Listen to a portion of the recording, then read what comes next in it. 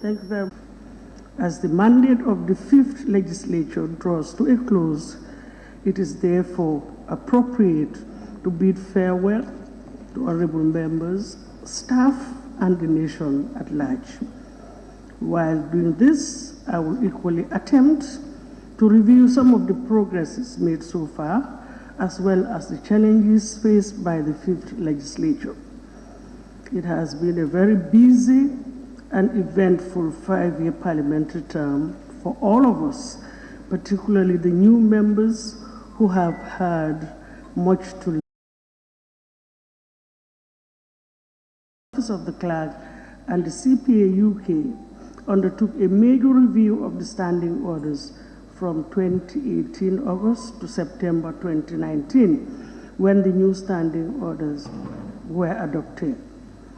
Some of the key changes in the standing orders include: 1, the legislative process. For example, a minimum 9-day period was imposed before a bill could be passed at all its stages, whereas previously bills would usually be considered and voted on by the Assembly within a day. This was a huge achievement for our parliamentary democracy since the dawn of the democratic dispensation in 2016. In fact, I understand it is the first comprehensive review of the standing orders of the National Assembly since 2001. We are proud as a National Assembly of the high degree of satisfaction with the standing orders, which were revised in 2019 following a thorough review exercise to bring the Assembly's procedure in line with international parliamentary standards and practice. Now, under the stewardship of the various chairpersons and the invaluable support of the Office of the Clerk, the performance of our legislative oversight and accountability functions, as enshrined in the 1997 Constitution and the standing orders of the National Assembly, were exceptional and encouraging in a fledgling democracy. Honorable members, during the course of proceedings of this 5th legislature, Parliament was able to consider, scrutinize, and pass numerous legislation that touch on the lives and livelihoods of the people and the nation in general. According to our records, about 53 bills were enacted from 2017 to February 2022, including the Annual Appropriation Acts.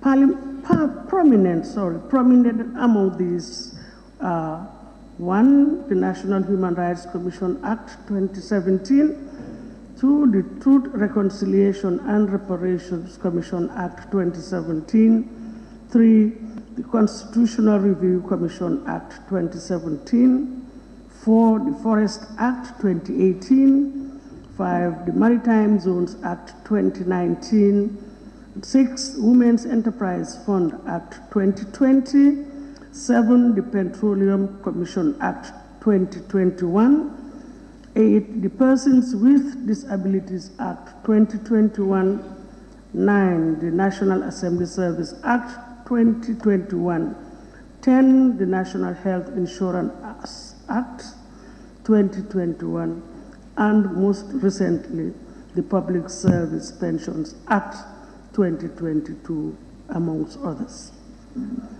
Honorable members, on another note, Parliament during the 5th legislature witnessed the tabling of the Constitution Promulgation Bill 2020, in other words, the CRC draft Constitution, by the Honorable Attorney General and Minister for Justice in 2020. However, the document stalled in Parliament at the second reading stage. Notwithstanding the setback, the government may decide to come back to Parliament to continue the process of promulgating a new constitution for our republic. The legislature also witnessed the tabling of 3 members' bills and enacted 2 of them, whilst the other one tabled failed to pass through the second reading stage. This is unprecedented in the history of the National Assembly, as only one member's bill was ever introduced and passed in the National Assembly. Honorable members, Parliament has also facilitated and confirmed appointments to the National Human Rights Commission, the Office of the Ombudsman, and the Judicial Service Commission. We wish them all success in their endeavors within their respective institutions. And at this juncture, I also wish to make special acknowledgement honorable ministers, the permanent secretaries, and head of departments and agencies whose efforts and collaboration have helped us accomplish this much. We have also successfully concluded some important businesses of Parliament, like, for example, the State of the Nation addresses, and consistently considered and approved the annual national budget over the years. We have also considered and deliberated on several motions, personal explanations, matters of the day, ministerial statements, and other parliamentary matters. This is testimony to the fact that Parliament is the national forum for public consideration of issues of concern to our people. And on a significant note and pride for this fifth legislature is the proliferation of parliamentary questions to honorable ministers for oral answers. Our records have revealed that not less than 150 questions were processed for each of high-level delegations from the People's Republic of China, the Republic of France, the Federal Republic of Nigeria, the Republic of Senegal, the Republic of Kenya, Commonwealth Parliamentary Association UK branch and the Africa branch, the International Republican Institute, and International IDEA. These and other delegations have interacted with parliamentarians and staff as a component of parliamentary democracy in pursuit of our strategic objectives in bilateral and multilateral fora. Honorable members, I wish to enumerate some of the main strengths of our Parliament as a handing over legacy to the next legislature, that is the sixth legislature. During our term, executive-legislative relations have improved since the last elections in April 2017.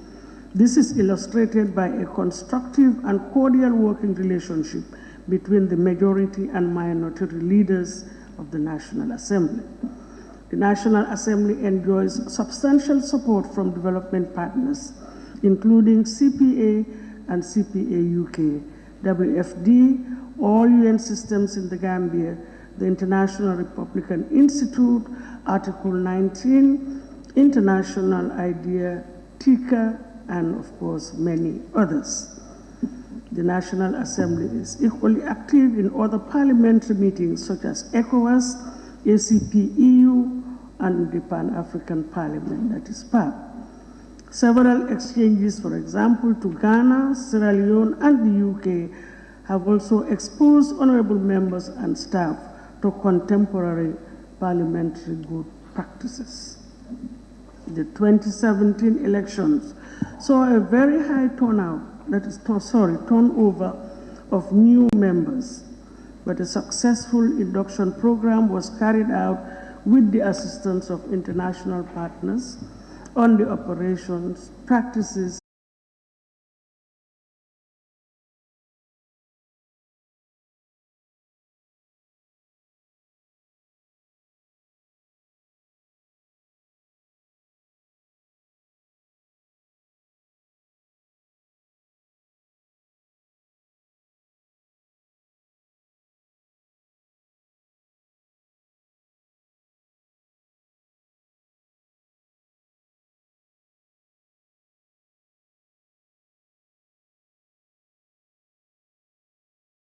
improved with live streaming of sittings of the National Assembly on all the Assembly digital media platforms, providing digital quality live broadcasts and a that enabled users to watch, link, or to download videos of Assembly proceedings.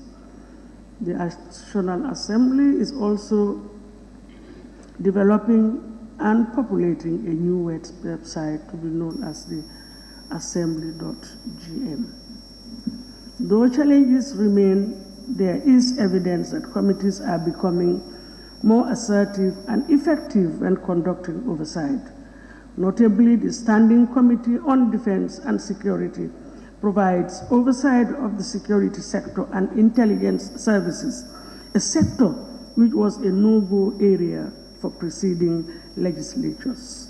This equally demonstrates that the security service is accountable to civil rule and authority.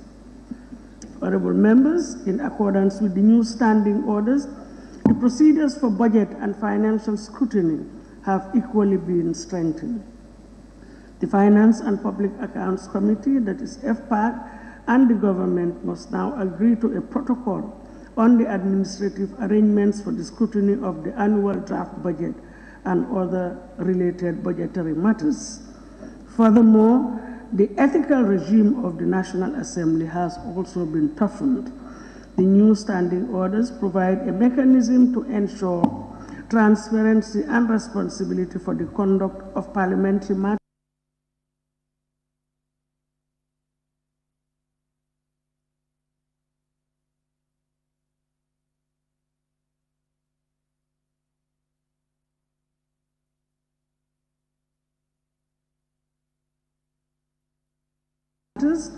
including legacy reports are prepared, and the next legislature will need to look critically and carefully at the issues and the challenges being faced by government entities.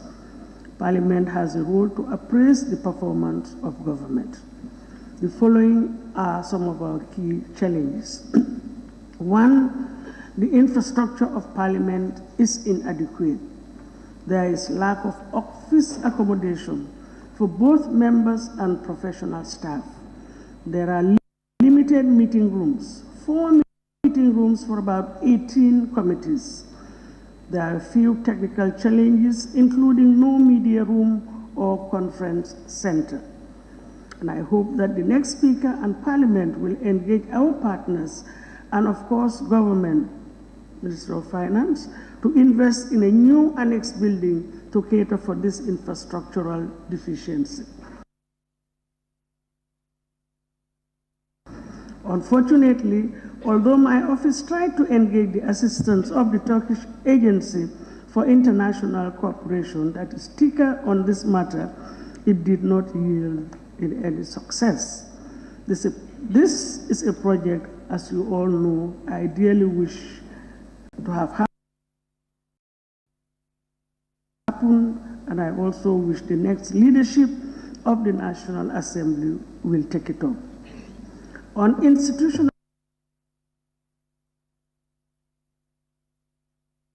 matters, the existing professional staff are non-partisan, and additional staff are being recruited to improve on the capacity. The Hansard unit is understaffed, but considerable effort is being made to clear the backlog in transcription. The FPAC has the mandate to examine the audited accounts of government and the report of the Auditor General on these accounts. The Public Enterprises Committee, that is PEC, provides oversight on state-owned enterprises. Both committees have inherited a backlog of unaudited accounts, but attempts have been made to ensure that government institutions and state-owned enterprises are up to date with their audited accounts in a more timely and effective manner. The National Assembly Service is responsible for providing public education of the Assembly and its committees. Some initiatives have been undertaken. For example, the recent Open Day Forum organized by the Office of the Clerk together with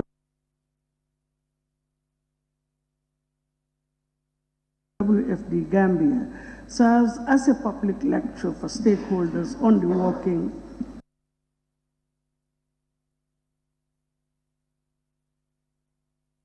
of Parliament. The Office of the Clerk has now institutionalized this as an annual event to better bring Parliament closer to the people. Honourable members, we would be remiss if we fail to note with sadness the passing away of two honourable members and former clerk of this Assembly during this legislative term. Honourable Demba Sow, former National Assembly member for Nyamina West, and Honourable Fakeba N.L. Koli, former member for Kiang West, and Mr. Dudu C.M. Kebe, former clerk of the National Assembly. We remember these fine individuals and their contributions with affection and profound sense of loss. We pray that their gentle souls will rest in perfect peace in Jannatul Firdaus. Honourable members, noting that this is the last plenary ordinary session of the National Assembly, as campaign for elections to the 6th legislature begins next week, honourable members will then be reconnecting with their constituencies and electorates for electioneering. Honourable members, I urge you all to campaign peacefully and smoothly, and I wish you all to return refreshed and ready to continue the sterling work started by this 5th legislature. I have served as Speaker of Parliament. To have served as Speaker of Parliament has been a great honor afforded to very few in our country's history. I must admit that the job of a Speaker is not an easy one. In fact, I consider it the hardest job in the land, and I can tell you this for free. The expectations of whoever holds the office are infinite compared to resources that are available. Honourable members, Parliament as an institution, through the help of the authority and the office of the clerk, we have repositioned and upgraded the parliamentary service through institutional capacity buildings, recruitment, and relevant trainings.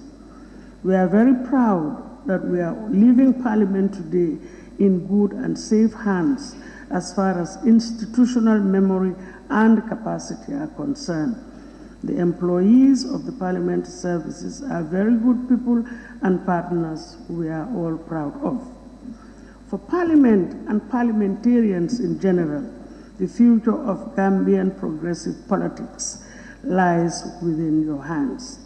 I therefore wish the new incoming legislature and members all the best in the great task that lies ahead. There are always long, dark nights of the soul, but believe it or not, morning does come often sooner than you think. And again, honourable members, on this note, I wish to thank the Honourable Deputy Speaker, Honourable Mamadou L.K. Sane, the Honourable Majority and Minority Leader, Honourable K.K. Barrow, Honourable Samba Jallo, and all veterans and doyens of this Assembly, in the persons of Honourable Sidia Jata, Honourable Halifa Saleh, Honourable Muhammad Magasi, and Honourable Manjambo Samusa, for their support, guidance, and dedication to the Assembly. Equally, I wish to register my thanks and gratitude to the various chairpersons for their contributions to the work of the Assembly. Honourable members, I am equally indebted to you all for your cooperation and dedication to duty over the period. My thanks also go to the Clerk of the National Assembly and Mr. Khalifa M. Bai, and indeed all staff of the National Assembly Service for their unflinching hard work, commitment, and dedication. Our best wishes to all of them in their pursuit to providing better services to the 6th legislature. But honourable members, on a special note on chamber and table support services, I wish to register my special thanks, gratitude and recognition to the clerk, Mr. Mamadou Esise, and his deputy for legal and procedural matters, Mr. Khalifa M. Bai, and table office team for their extraordinary service to me and the Assembly over the years. Honorable members, I am not being biased or discriminatory here, but the clerk and table office staff have been my immediate assistants with a mountain of challenges which they have endured with professionalism. Equally, I wish to thank and recognize the services of my personal assistants, my orderly, my guards, and my drivers. I am indebted to them all and staff of the National Assembly again. It is a singular honor to serve in the high office of Speaker of the National Assembly.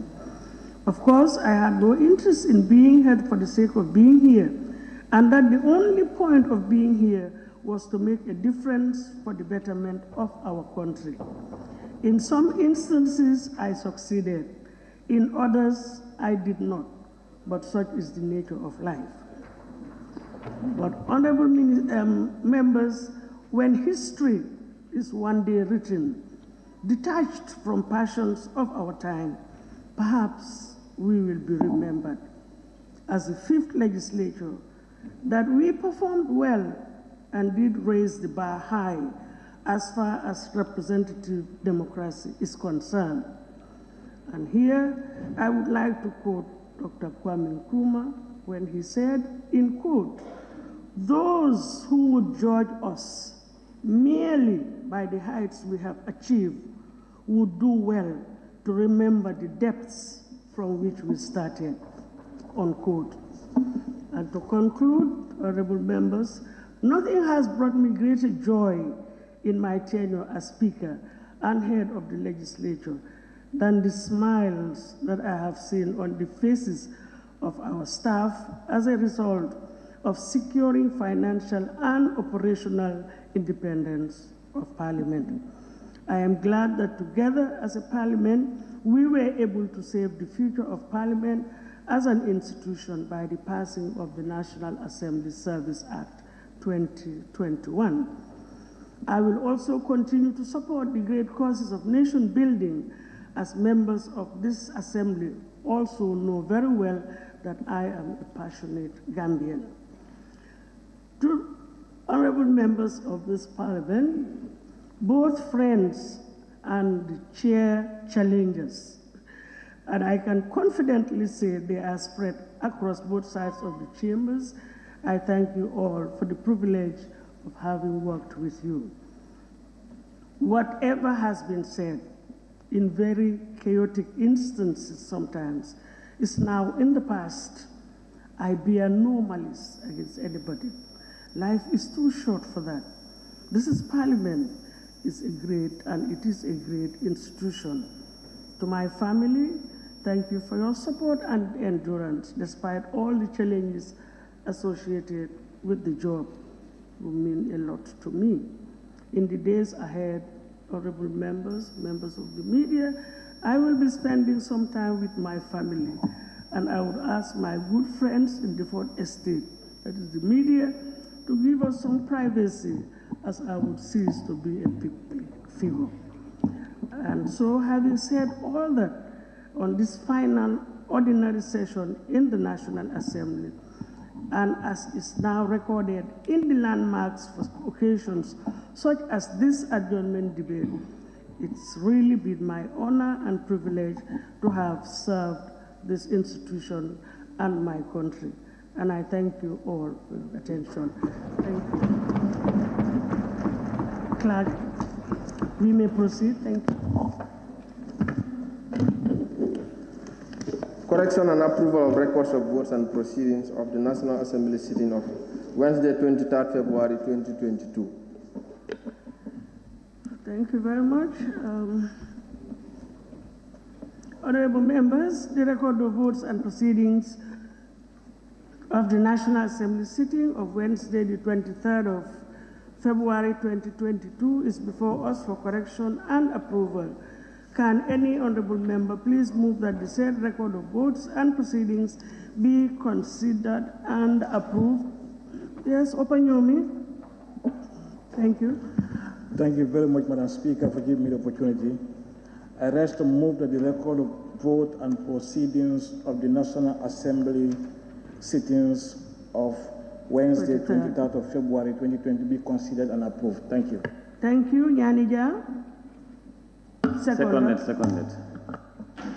Thank you very much. It has been moved and seconded that the record of votes and proceedings of the National Assembly sitting of Wednesday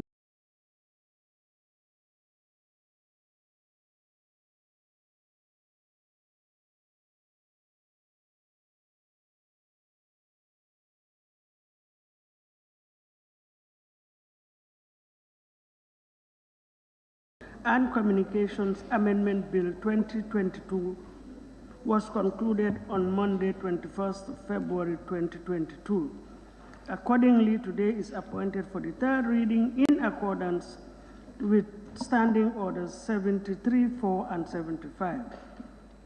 In addition, this Assembly may inform this Assembly that the Honorable Minister for Environment, Climate Change and Natural Resources has been designated to step in for the Honorable Minister for Information and Communication. We received the communication this morning. Therefore, I will invite the Honorable Minister for Environment, Climate Change and Natural Resources to move a motion for the third reading of the bill entitled Information and Communications Amendment Bill 2022. Thank you.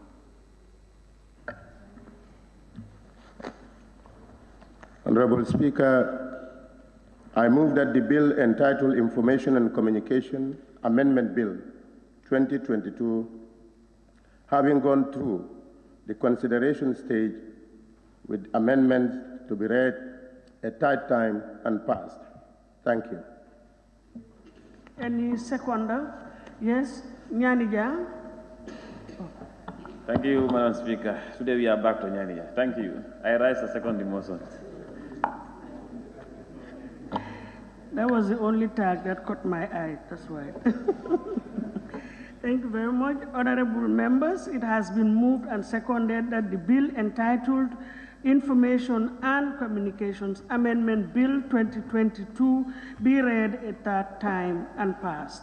Those in favor, please say aye. Honorable Speaker. Sorry. Yes.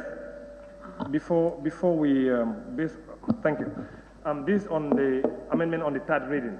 I think there is an error on the, there's an error. So I just want to highlight it so that they can correct it at the back. If you look at table office here. No, because no, this one. The new one. Circulated. Yes. The clean copy has been circulated. Usually there are small typographical errors, but the office of the table office will. No, please, you interrupted the chair and yet you are dialoguing with your. Yes.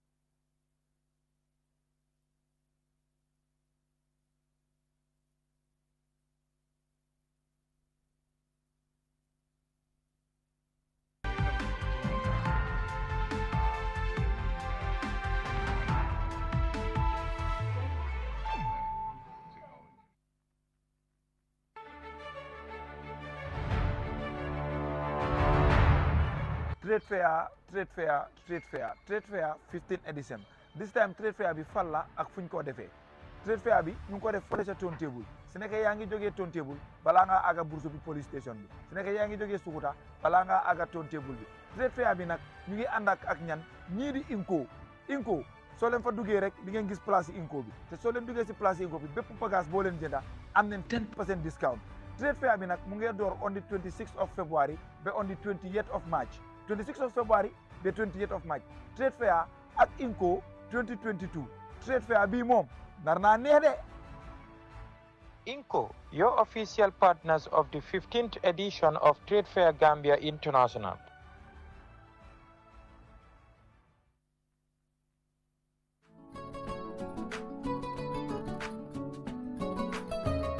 Tobacco Control Act 2016 came into force in December 2018. Section 9 of the Act gives every person the right to a tobacco smoke-free environment, and a person consuming a tobacco product shall ensure that he or she does not expose another person to tobacco smoke. The Tobacco Control Act 2016 prohibits smoking, including the use of shisha in public places, workplaces, and public transports. A person shall not smoke in any part of any public... Extra time for his or her reply. I'll therefore appeal to honorable members to take note. Hotels, restaurants, bars, office buildings, schools, garages, prisons, police cells, video clubs, and public service vehicles, among others. To adjourn Sine-die. I know that honorable members would want to exhaust their 15 minutes, but equally so, I am sure they are in a hurry to rush to their constituencies. So let's bear that in mind, and honorable majority, please. Thank you. Thank you very much, Honorable Speaker. Honorable Speaker, in accordance with Clause 54(1) of the Standing Orders of the National Assembly, I rise to move that this National Assembly do stand adjourned Sine-die. Honorable Speaker, in moving this motion, I would like to give the August Assembly a summary of what transpired during the first ordinary session in the 2022 legislative year for the period 3rd February 2022 to date. Honorable Speaker, during the course of our deliberations, we considered and adopted records of votes and proceedings of the daily sittings of the National Assembly and accommodated questions for oral answers sessions by the following honorable ministers as regard their various portfolios. One, Her Excellency the Vice President of the Republic, Honorable Minister for Petroleum and Energy, Honorable Minister for Trade, Industry, Regional Integration and Employment, Honorable Minister for Works, Transport and Infrastructure, Honorable Minister for Agriculture, Honorable Minister for Interior, Honorable Minister for Tourism and Culture, Honorable Minister for Lands and Regional Government, Honorable Minister for Basic and Secondary Education, Honorable Minister for Environment, Climate Change and Natural Resources. Honorable Speaker, laying of papers and reports. Honorable Speaker, the following reports were laid by chairpersons and co-chairpersons of various committees of the National Assembly and adopted by this plenary. One, the report of the Finance and Public Accounts Committee on the Gambia Anti-Corruption Bill 2019. Two, report of the Joint Committee on the Public Enterprises and Finance and Public Accounts on the Public Service Pensions Bill 2020. Three, report of the Standing Committee on Human Rights and Constitutional Matters on the Prevention and Prohibition of Torture 2020.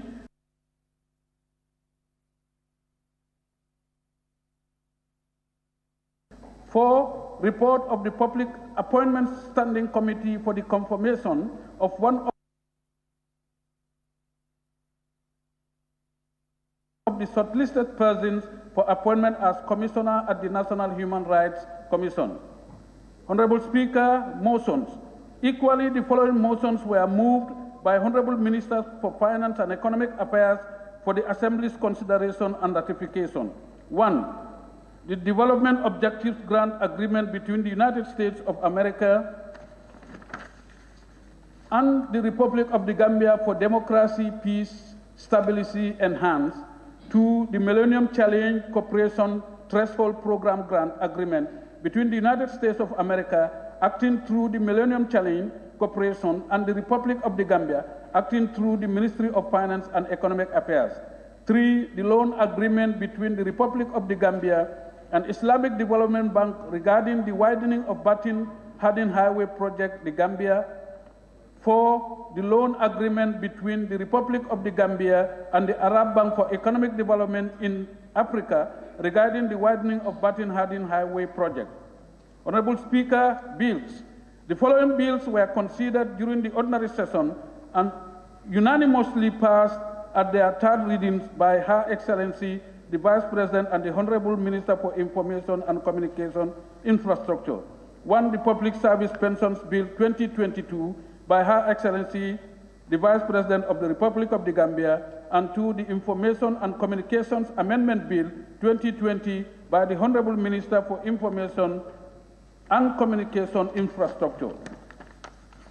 However, the Constitutional Amendment Bill 2021 tabled by the Honorable Member for Banjul South could not pass the second reading due to the absence of the constitutional requirement of Section 2262B and 4B, which required a threshold of 2/3 of all the members present to vote. Honorable Speaker, the pending businesses of the Assembly will form part of the legacy report of the 5th Legislature for the 6th Legislature to take charge and carry on. Honorable Speaker, this August Assembly is here today to commence the motion on the adjournment debate for the Assembly to stand adjourned sine-die. Honorable Speaker, a few weeks from now, almost 5 years in the service of our country,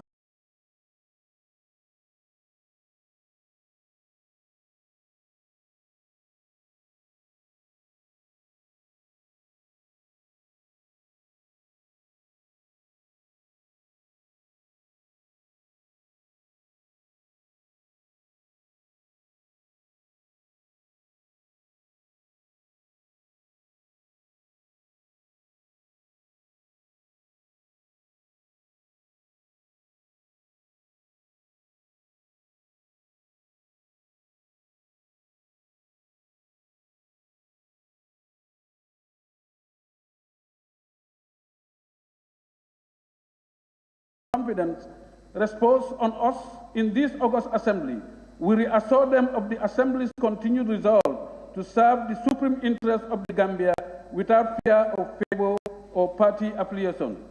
To honorable colleagues, I would thank you for your foresight and dedication to national duty. It has been a challenging year, fulfilling our journey with all of you in the service of the people of the Gambia. History will undoubtedly remember us, collectively and individually. Honorable Speaker, I would also like to thank the clerk and staff of the National Assembly Service for all the support and services rendered to honorable members during this session and over the years. Honorable Speaker, I beg to move.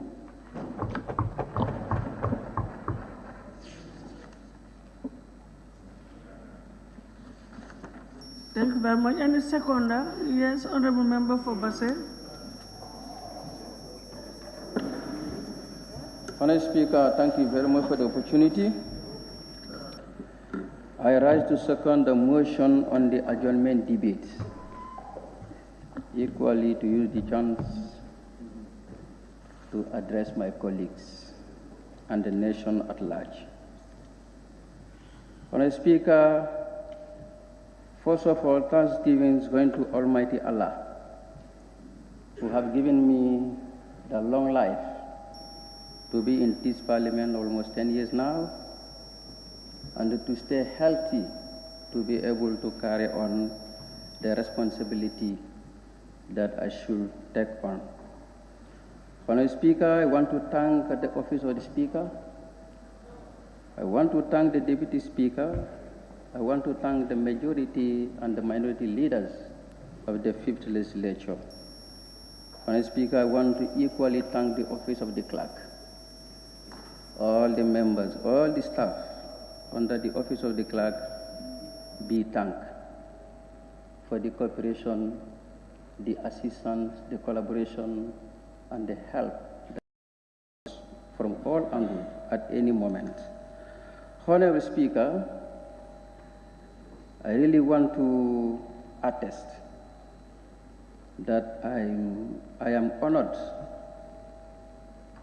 to be one of the few, if it existed, the National Assembly members to come to the Parliament on 2 terms, both on independent tickets.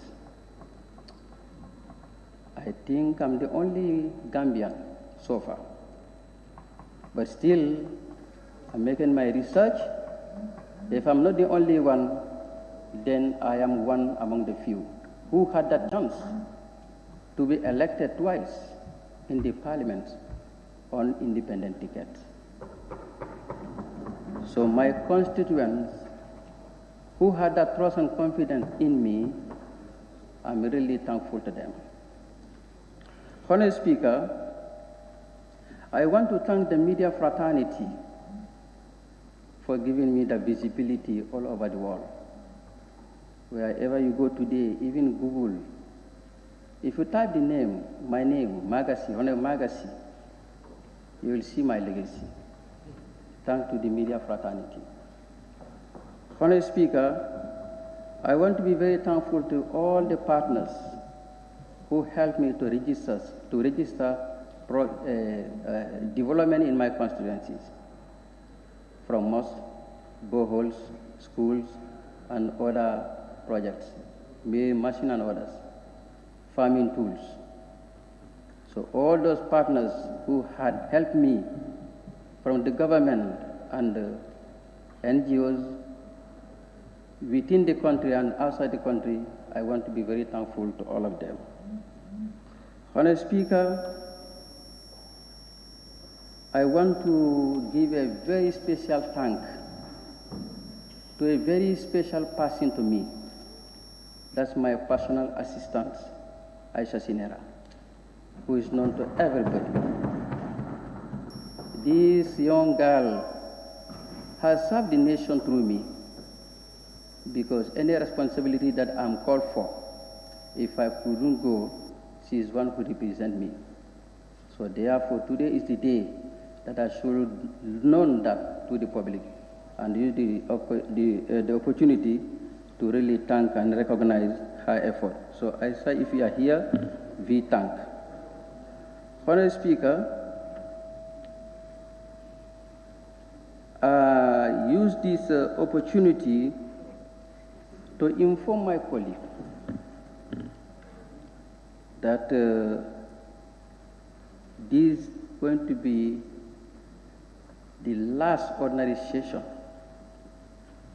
in this Parliament for me to take part in debate in this fashion. Honorable Speaker, that's simply to tell you I am not going to contest the forthcoming legislative election. I may go for other functions, but whoever is coming here, I will tell you that I have a memory of this Parliament, and my doors are open. It's the country that we are building, and we build the country in stages. I've done my quota. I served 10 years in this Parliament. I am content, and I'm happy that Allah gave me this time to address you and to let you know that this is going to be the last ordinary session for me to attend in this session. So may I use this chance to forgive you. If anybody thinks that you have fronted me, I forgive you, but also I may seek for forgiveness if I, in one way or the other, affront anybody. Please forgive me. Honorable Speaker, I want to thank my good friend, my longtime friend, that's Honorable Samba Jallo. We came together in this Parliament, 2012. We came again together, 2017. And you see, I and Samba, we have similar stories that are repeated. I came to this Parliament as independent. Samba came to this Parliament under NRP, and he became the and a minority leader, 2012. 2017, I came back again as independent. Samba came again under NRP and be the minority leader. So therefore, our histories are similar. Honorable Samba Jallo, I wish you to come back again. But if you come this time, you will miss Magasi, because Magasi is not coming back to this parliament. So on that note, I really want to thank everybody, and to the executive, as I used to say, cooperation must continue. The executive cannot execute anything without the cooperation of the parliament. But the parliament also cannot prosper without the cooperation of the executive. It's one Gambia, one nation. If we work together, we will be able to realize all our dreams. But if we work separately, it's going to be a problem for all of us. On that note, I want to thank each and everybody. Long live the Gambia, long live the parliament, long live the people of Basse. Thank you very much, Honorable Member for Banjul North.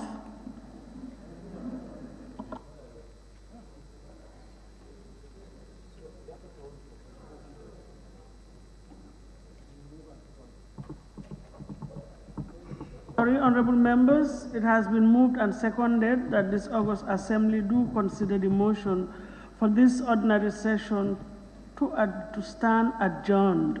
Sine-die. Those in favor, please say aye. Those not in favor, please say no.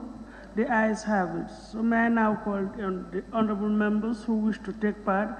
I already have a long list, so if I was tempted to go through we've taken all of your tags down, but Banjul North, yeah. Banjul North, thank you. Yes, Bakau, you're down, it's only Birkama North. Yeah. Thank you very much, Honorable Speaker. Honorable Speaker, today the last sitting and the last session of the 5th legislature is what we are witnessing. It is an historic day. It is a solemn day. It is a day to acknowledge. It is a day to identify challenges. It is a day to wish farewell to those that have expressed their desire and made the announcement that they are not coming back, and those who also wish to come back. Honorable Speaker, the 5th legislature has been exceptional in the history of political representation in the country for various reasons. It is the legislature that has first started to assert independence.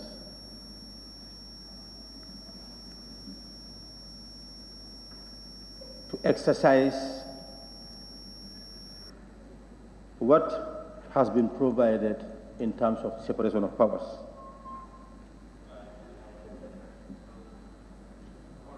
I'm not sure whether we have completely succeeded, but the attempts have been made, and it has set the standards for representation.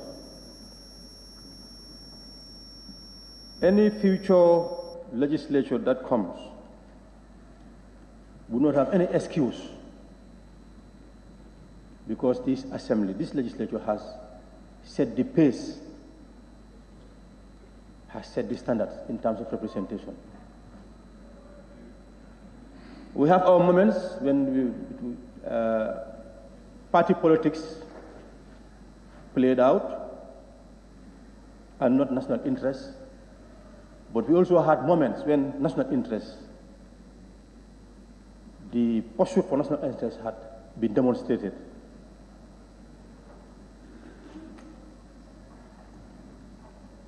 Honorable Speaker, as I said, this day is also emotional, as we are parting. As I said, some wish to come back, some have decided not to come back. I want to take this opportunity to wish each and every one of us well in our endeavors.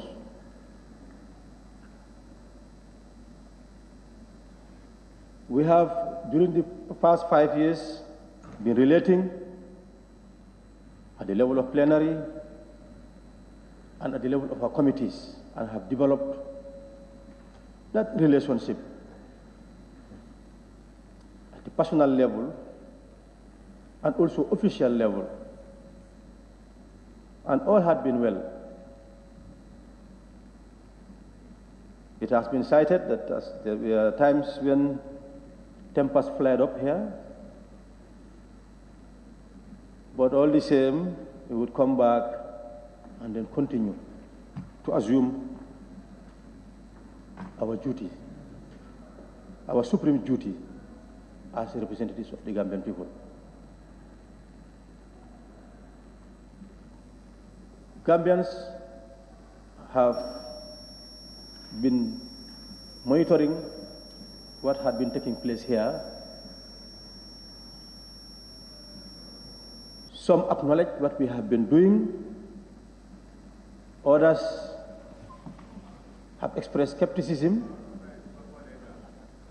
But these are all lessons for us and also the incoming 6th legislature, that people have expectations. We are supposed to be serving their interests, as provided for by Section 112 of the Constitution of the Republic of the Gambia, the Second Republic, that all our pronouncements, all our actions must be dictated by conscience and what serves the national interest. Some of us have been doing all our best to ensure that that provision is respected. People should continue to monitor the activities of the National Assembly, the actions of National Assembly members, the pronouncements of National Assembly members, to see whether they are in consonance to what serves their interests. As I said, the relationship has not only been limited to between National Assembly or among National Assembly members, but also the staff. I also want to take this opportunity to commend the staff, the Speaker, the Clerk, the Deputy Clerks, the Table Office Director, who is now elevated to the rank of Deputy Clerk, which he deserves, and all the members of the National Assembly service. They have been exceptional, very supportive to the work we have been doing.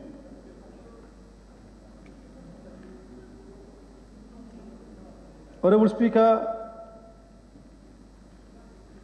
as I said, we have a legacy, this 5th legislature,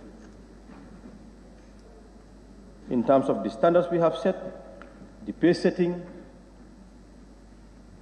and in fact, you've even cited it in your statement, farewell statement, that in terms of the questions, this legislature had been more critical in terms of engagement with the executive, the committees. In fact, for us, the committees that I serve in, we have not inherited anything from the 4th legislature. And I believe we have something to bequeath to the 6th legislature, the committees, the plenary. So this is really an accomplishment. But as I said, there are times when we have also failed the expectations of the population in terms of the bills that came before us. And they are numerous. Inasmuch as we had made tremendous efforts in terms of bringing in progressive bills that became law, we have also failed them in certain instances. And these are lessons to be learned. The draft constitution, this is something that I hold dear, and any incoming legislature must pursue this. We have had the expressed the executive expressed interest in bringing a new legislature. I am calling on the members of the 6th legislature, the population of the Gambia, civil society, all to ensure that Gambia deserves a constitution that embraces all, that will factor the interests of women. We have attempted with a bill to empower women, and the new constitution that is coming must ensure that women are empowered, persons living with disability are empowered, youth are empowered, and the population in general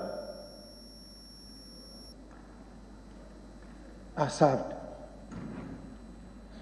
I wish to commend the electorate of Banjul North for having given me the opportunity to serve the Gambia.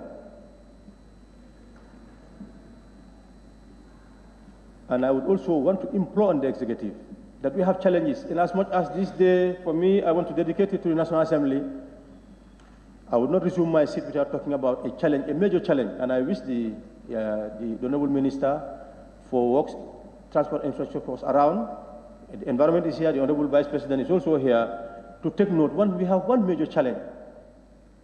Banjul as a region is being threatened by climate change, and one of the factors to mitigate climate change is to promote and protect the environment and the ecology. And one way of doing that is to build canals. This open drain that is just behind the National Assembly is an issue that needs to be tackled. The next legislature should really focus on that, and the next executive to ensure that it is addressed if we want to avoid Banjul submerging underwater. Honorable Speaker, as I said, we have made a lot of efforts in terms of representation. The committees have also been very proactive in terms of oversight, particularly the committees that I belong to. And these are lessons to be learned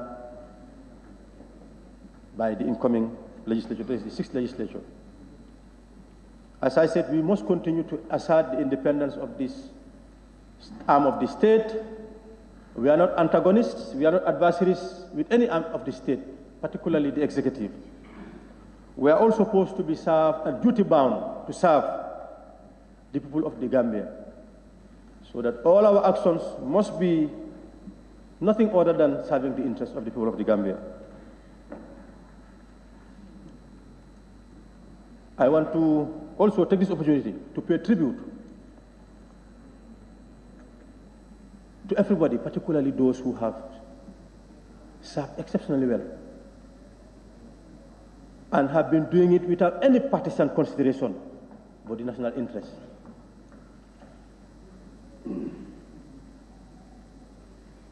We have a duty to serve, but there is also a limit. The Honorable Member for Serakunda informed this August Assembly that he is not coming back. And I respect that, and I understand why, and I support that as well. But I believe we need to pay tribute to him for the services.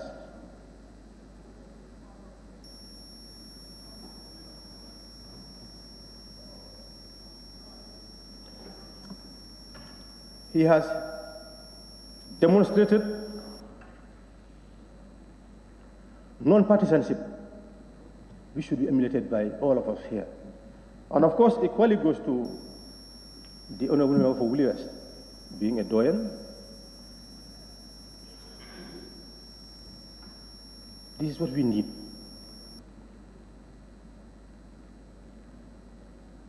We need servants who are selfless,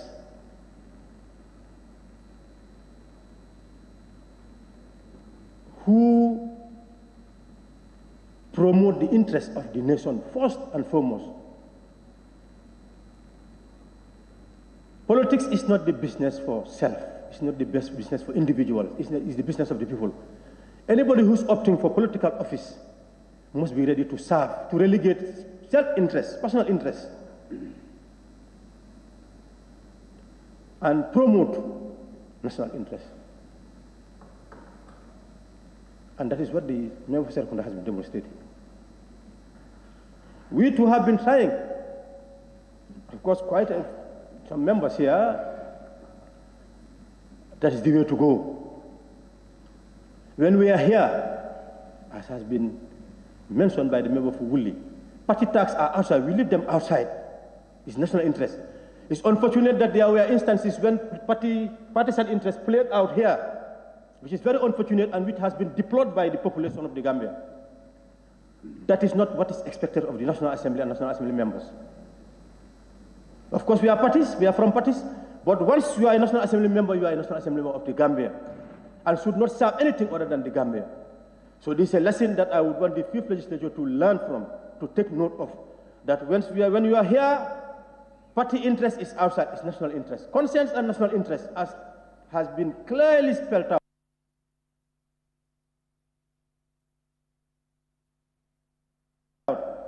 by section 112. We are not, as I said, we are not antagonists to the executive. We should work in unison to serve the people of the Gambia. And we have demonstrated that. I, for one, have been demonstrating that. There has never been an instant where I criticize the government just for criticism's sake, to condemn the executive just for condemnation's sake, to oppose the executive because I believe that if they do this, they will succeed. And for me, my party is in the opposition. This is not my thinking. I have been saying this, that if they fail, if whoever is in the executive fails, it's the Gambian people who suffer. And I'm representing the Gambian people. I'm elected by the electorate of Banjul not, but I'm representing the Gambian people. Honorable, your time, 15 minutes. Always watch the clock. The timer is on. I'm sorry, but I'm honorable member for Lower Salum. No, he hasn't started.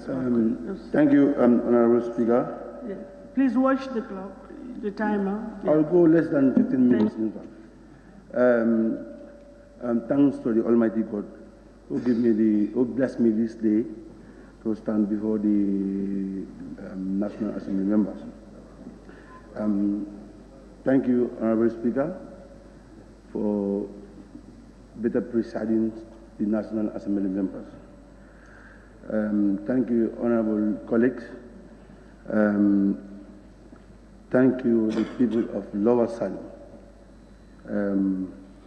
who voted me in this office, being the 9th parliamentarian in Lower Salum. Honorable Speaker, I must thank the staff of the Parliament, the Office of the Clerk, and my senior veteran parliamentarians.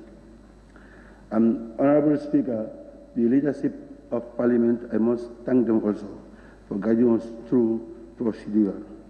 Honorable Speaker, thanks the people of Lower Salum who has the trust and confidence in me for putting me from 2017 to 2022 being their parliamentarian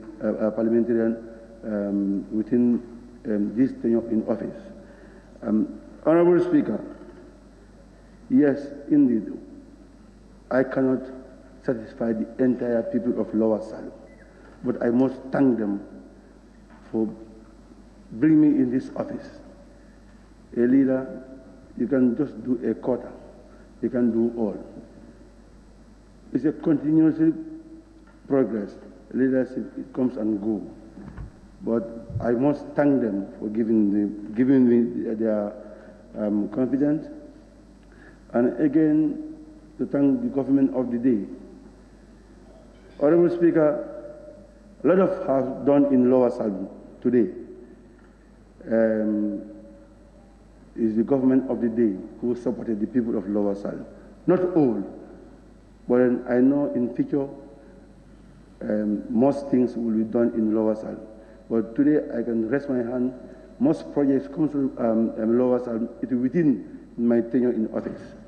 Honorable Speaker, I have nothing to say, just thank you for the people of Lower Salem. Honorable Speaker, I must thank the President of the Republic of the Gambia, who also moved the democracy of this country to the higher level. Now, everybody participates fully in politics, which we are all yearning for. Honorable Speaker, because of the free democracy that we had in the Gambia, allow people to exercise their right and their freedom, which I also thank the government of the day. Today, the entire Gambian people knows their right. Whether you are doing the good thing or not, make sure that as a leader, do the right thing, because people are watching on you. Honorable Speaker, also thank the media fraternity within our midst, also to know that Gambia's safety is in their hands. Let them also know what is good for the Gambian people. Giving information is rich, and information is expensive. Before giving any information, make sure you get the correct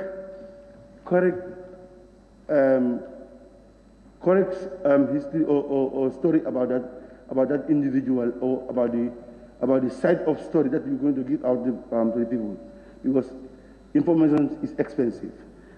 Honorable Speaker, I have nothing to say today, just to thank the people of Lower Salem that I have served for 5 years in office, and again expecting them also to re-elect me again. Yes, Honorable Speaker, I must thank my mentor, Honorable Member for Serekunda, who has already decided. Yes, what Honorable Member for Banjul North says, we have seen it in Parliament here. Party politics is outside. He is always yearning for the interests of the Gambian people, which we are also attached to that. Honorable Speaker, yes, indeed, he has. We must respect him on his decline that he is not going to come back to politics.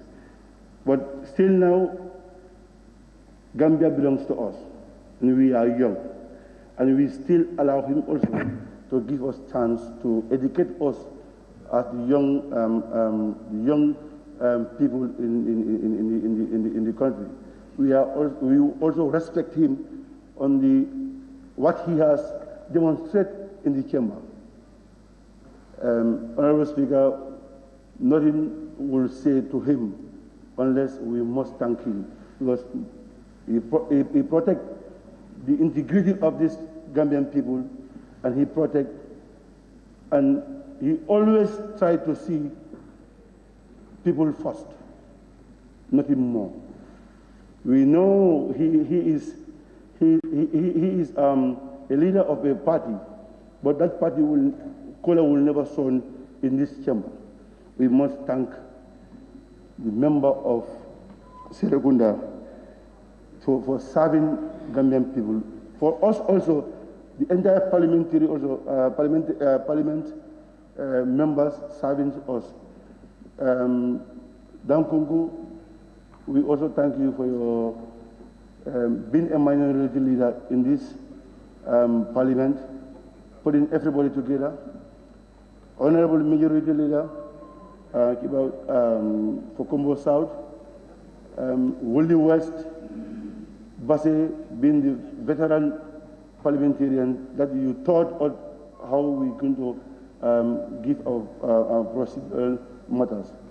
I must thank my honorable members, thank the staff of the parliament, thank the honorable ministers, which we had a problem for our constituencies. They will not tackle all, but then most of our problems in constituencies are tackled by the ministers. And I know you are representing your own people, daughters, wives, brothers, sisters. Honorable Speaker, today in Lower Salem is a different in Lower Salem. Yes, because we have representing them here, and we are the mouthpiece of of the people of Lower Salem. Whatever they cry to, we advocate it here. Which, alhamdulillah, Rabbi Alamin, it has already existed in Lower Salem. Not all, but still now, asking the ministers also to concentrate more development in Salem, whereby we will also be part and parcel of urban development, what they are also enjoying. Thank you, Honorable Speaker. Thank you, the people of Lower Salem. Thank you, Gambian people. Thank you, Honorable Speaker. Thank you very much, Honorable Member for Woolly West.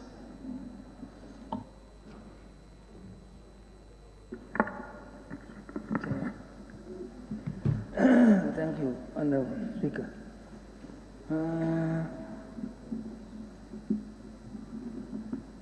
I don't know whether 15 minutes are adequate for me to talk today. But what I would do is I'll just be provoking your thoughts. And in that way, I may accomplish what I want to do. Madam Speaker, I've been reflecting about the whole institution of parliament and representation. What we have inherited from outside. Parliament is an inheritance from the colonizers.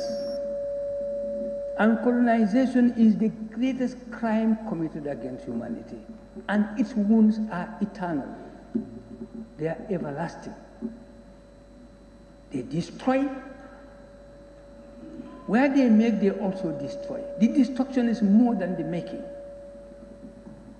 But we are not reflecting on these fundamentals. We fought for independence because we want to be ourselves. Essentially, that's what independence is about. It's not just to have a minister, a black president, and a national flag, a national anthem. No! It is to be yourself, to rediscover yourself, to become yourself. But have we become ourselves? Independent nations all over the world. Those who were once colonized, are they really independent? Are we independent? My colleagues, let's question ourselves. Some of us may not come back here again. Some have decided not to come. Some are going back to the polls, and I wish you all success. But the fundamental question remains. For me, the mission is incomplete. My mission, c'est une mission qui est incomplete. So, I'm well.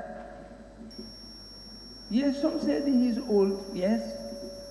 But what has it to do with knowledge? What has it to do with determination? What has it to do with the desire to serve your people? When you can, you have the ability, you have the capacity, you have the will and the intention. What is wrong with it? What is age in the face of struggle to rediscover yourself? If you are still able-bodied, intellectually, mentally alert, what is wrong in wanting to serve your people? My life has been simply that. From primary school to date, I have been in that mood, and that is what I'm going to die in that, to serve my people.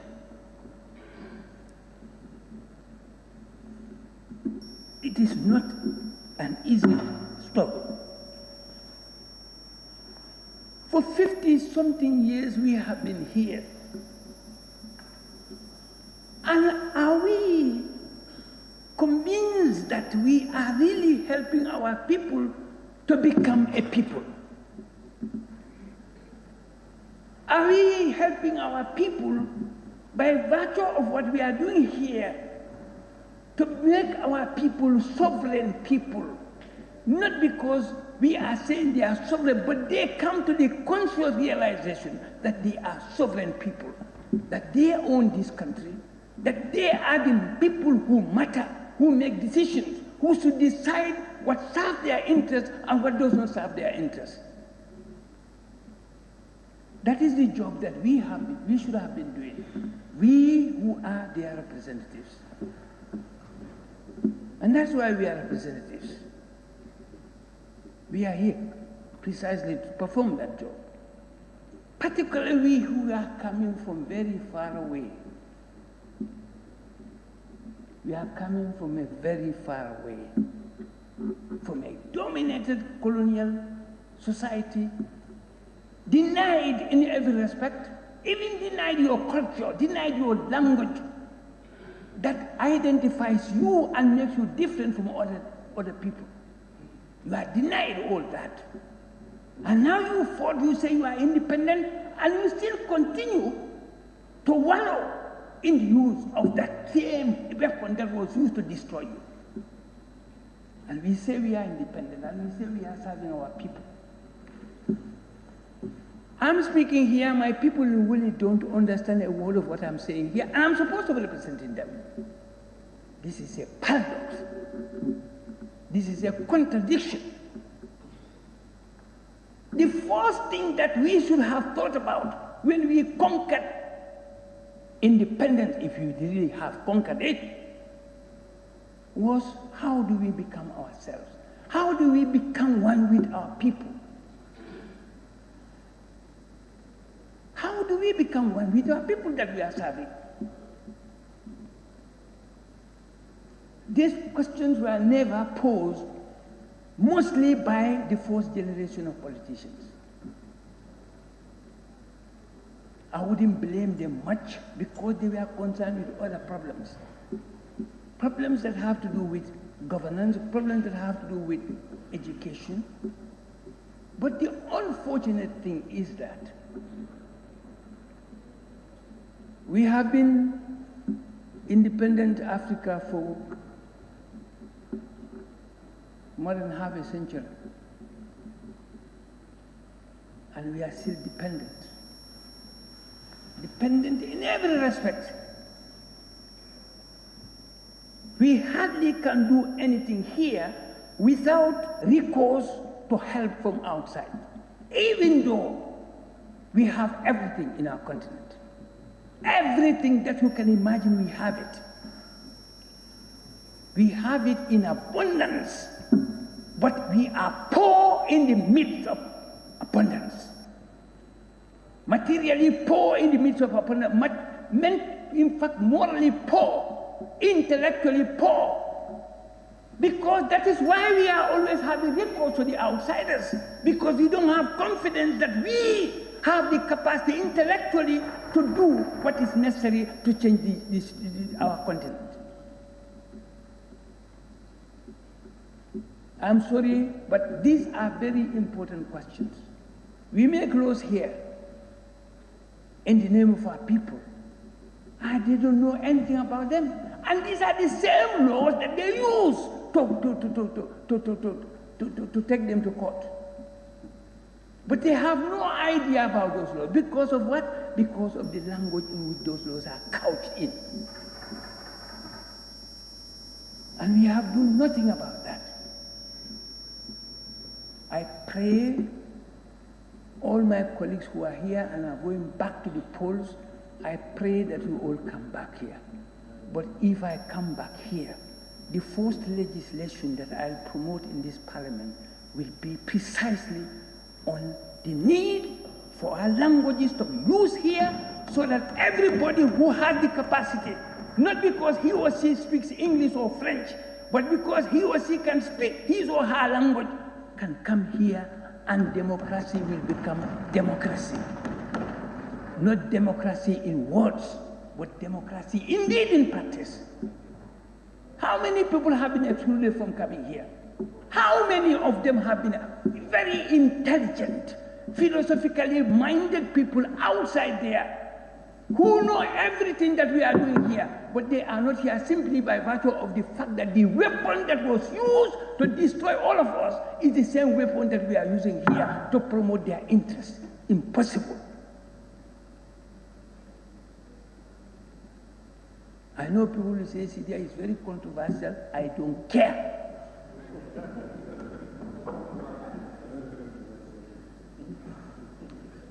It is controversy that moves knowledge forward.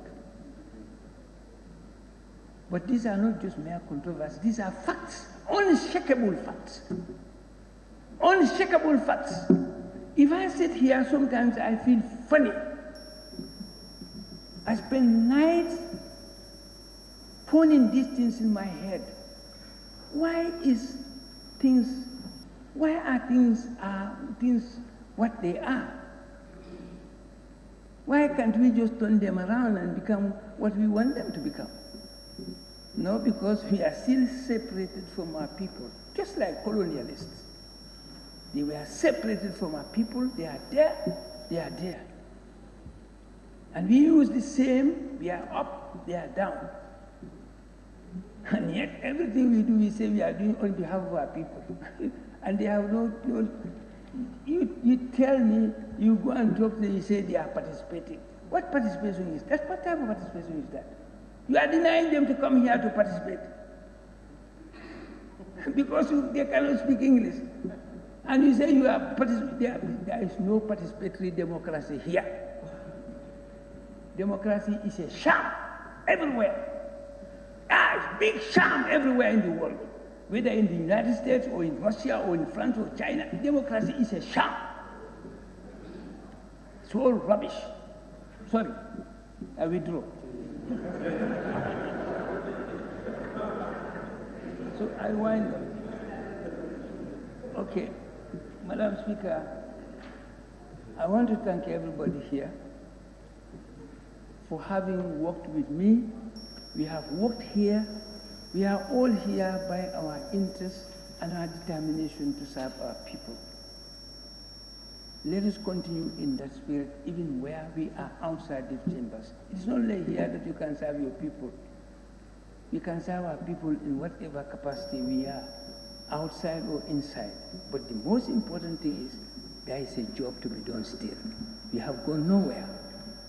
There is a job to be done. So those who are going and are not coming back know that the mission is not complete yet. And unless it is complete, some of us will be here talking. Some of you will be here fighting.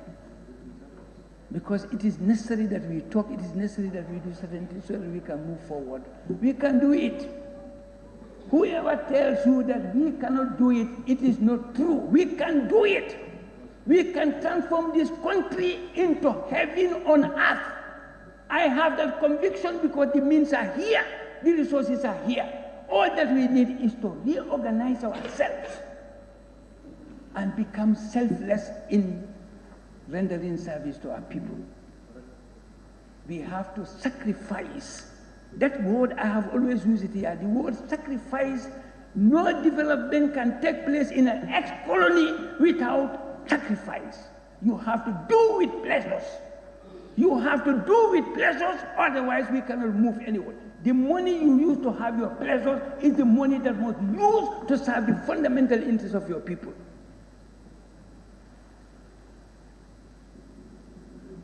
What do we have to show for our 56 years of sovereignty? What do we have to show for it? My critics will say, Syria is crazy. I'm not crazy. 56 years of sovereignty in a sovereign country like Gambia. 57 years, somebody is saying 57 now. What do we have to show for it? Big debt, indebted to our neck. To a point that we cannot even pay what we owe. Because when we pay what we owe, we will die. Even though we are paying heavily, but it's not enough. What we are paying is what we should use to bring about development. Somebody will tell me there is no country that has not taken debt. Yes, and there are countries which have never taken debt and they will never take. I know them. In fact, there are countries where they are paying less tax. They don't tax people because they have succeeded in developing the productive sectors of their economy in such a point that there is no need to tax. Money is coming. They are generating revenue. Why do you have to tax me when the land is generating the revenue for the people to be free? That is what we are marching towards. That country is going to be like that. I see a day, even when I die, even my absence, Gambia will come a day when nobody will pay a tax, because we'll develop this country in such a way that it will become generative of revenue without tax. Thank you very much, madam.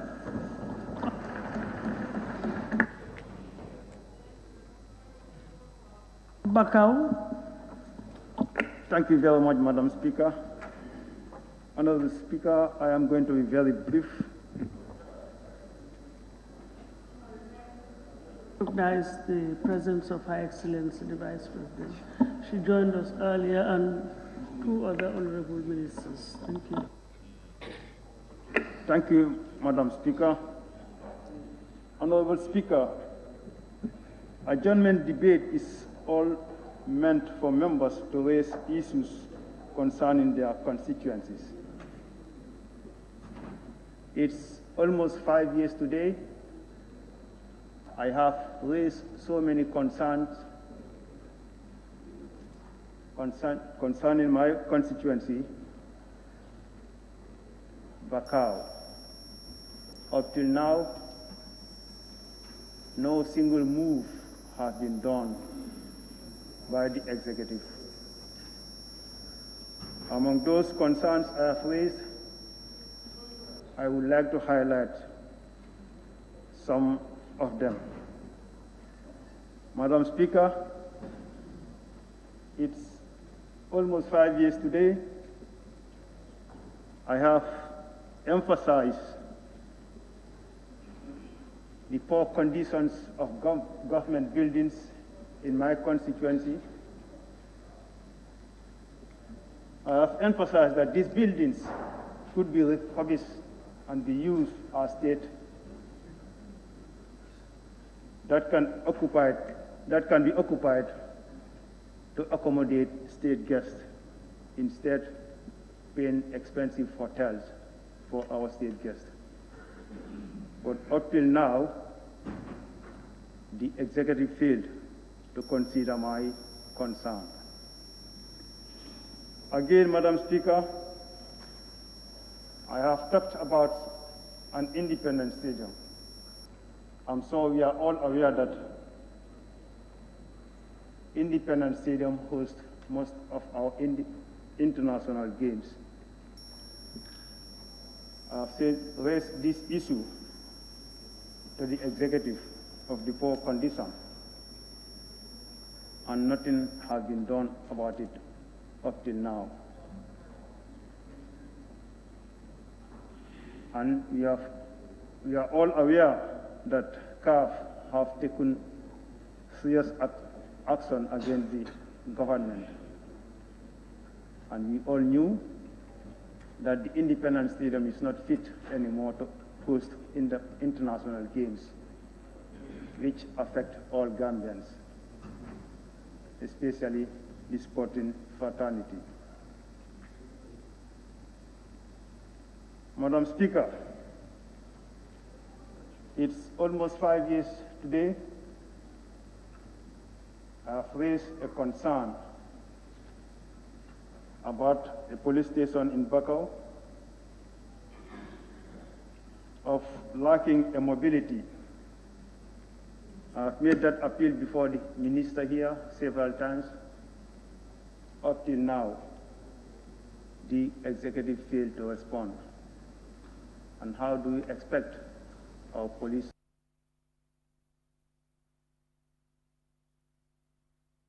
mobility? Madam Speaker,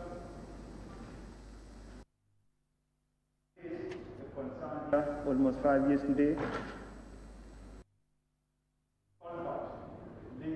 Sting Corner to Old Cape Road, of the poor condition of that culvert. And I'm sure the Honorable Minister of Work will attest to that concern. And I'm aware that the minister leaves just 2-3 minutes walk to that culvert. Up till now, The situation of that culvert is getting serious every day. And Honorable Minister, I'm sure you are using that route every day and you have seen the condition of that culvert. Up till now, the government failed to respond positively to that concern. Honorable Speaker,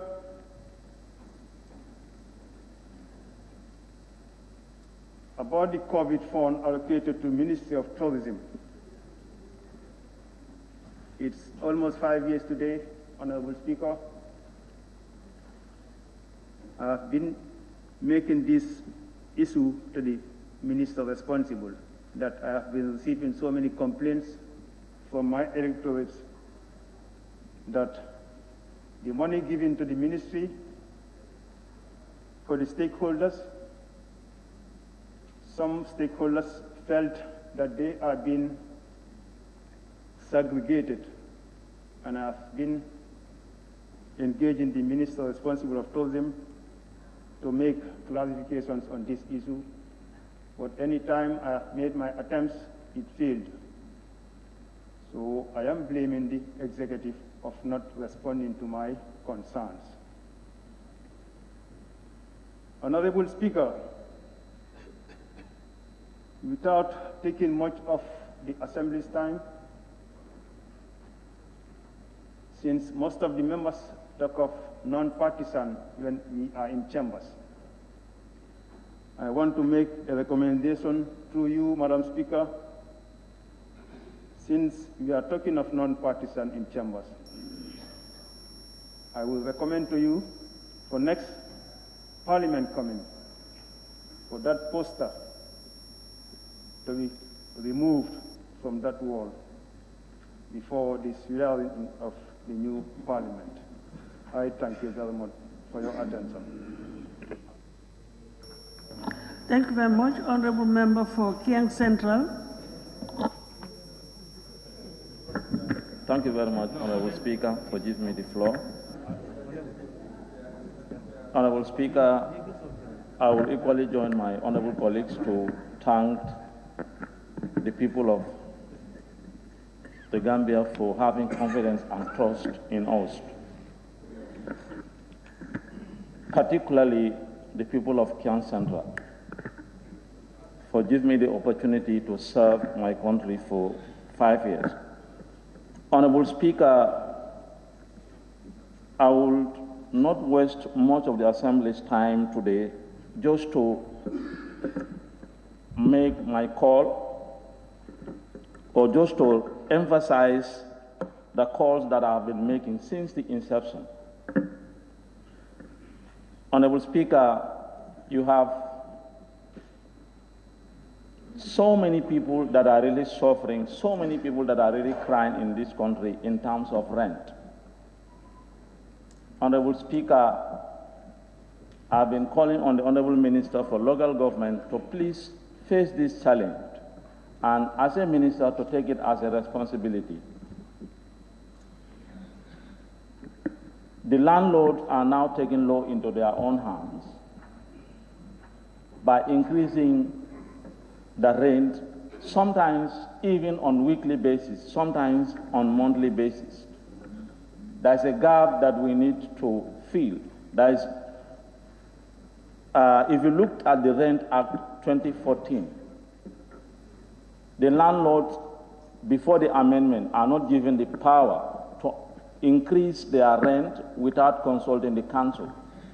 And after that amendment, now the leeway is given to them now to go and increase. I have been calling and then talking to the minister. Why not you bring the act, we do the amendment, to put it in such a way that you do not have the chance to go and increase the rent anytime. And sometimes you see they increase more than 100%. But the defense or the response always comes from the minister is that aspect has been taken away from my ministry. Let me say this. The tribunal aspect of rent is what is withdrawn from the Ministry of Local Government. But the regulatory aspect is still with the ministry. I think it's high time, Honorable Speaker, the Honorable Minister of Local Government, for him to act together with all the stakeholders in that ministry. Where I stayed before, that was in Tallinn. There is an apartment that I visited there last week. The tenants were paying $4,000 per month, and all of a sudden the landlord came and increased to $7,000. They were left with no other option but to vacate the place.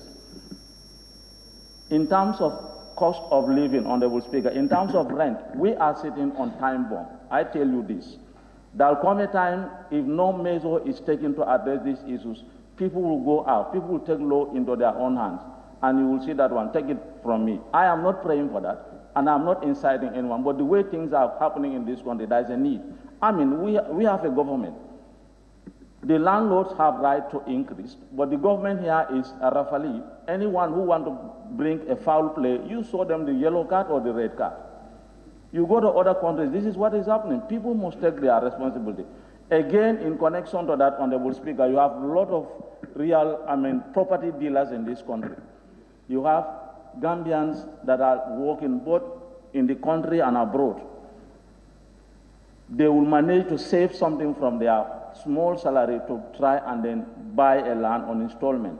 You will pay after 3 years, you ask them to show you the land that you've been paying for. They will not be able to show you any piece of land. Why? Because the housing agent, the property dealers in this country, Honorable Speaker, there's a need for us to have a law. Again, I've been saying this in the Parliament, but the response from the Honorable Minister is not that aspect is not under my ministry. Yes, I know. There was a time the Honorable Minister and the Honorable Attorney General and Minister of Justice informed me that they are working on a bill that they will bring before this assembly. It will be tabled before the National Assembly for us to look at the issues that are really affecting the property dealers, to have a law in place that will regulate their dealings. It has never happened. So these are issues. It's high time that, Honorable Speaker, the Minister of Local Government address the issue of rent in this country. Average Gambians are suffering. The landlords are increasing any time that they feel like increasing. And I was equally made to understand that particularly the big stores that are on the highways, they even ask for foreign currency when it comes to payment. They ask for dollars. The legal tender in this country is $C. We must understand that one. Honorable Speaker, where I come from, that is Kiang, is one of the areas with a very thick forest, but it's unfortunate this time of the year, if you go there, just last evening I returned, people started setting the entire forest cover on fire. Again, I spoke to the Honorable Minister for Forestry and Environment. The fine attached to those that are really found wanting, or those that are really guilty of setting the forest on fire, $1,500 a fine, $3,000 is nothing. Let's look at the Forestry Act and amend it. Anytime there is bushfire, somebody must be responsible. If you cannot find the culprit, where the fire starts, in between the two villages, you sue the two alcalos. They will tell you who is responsible. This is the only way that we can solve the problem. And then the havoc caused by these bushfires, you cannot quantify it. The animals are suffering, particularly this time of the year. They find it difficult to have food.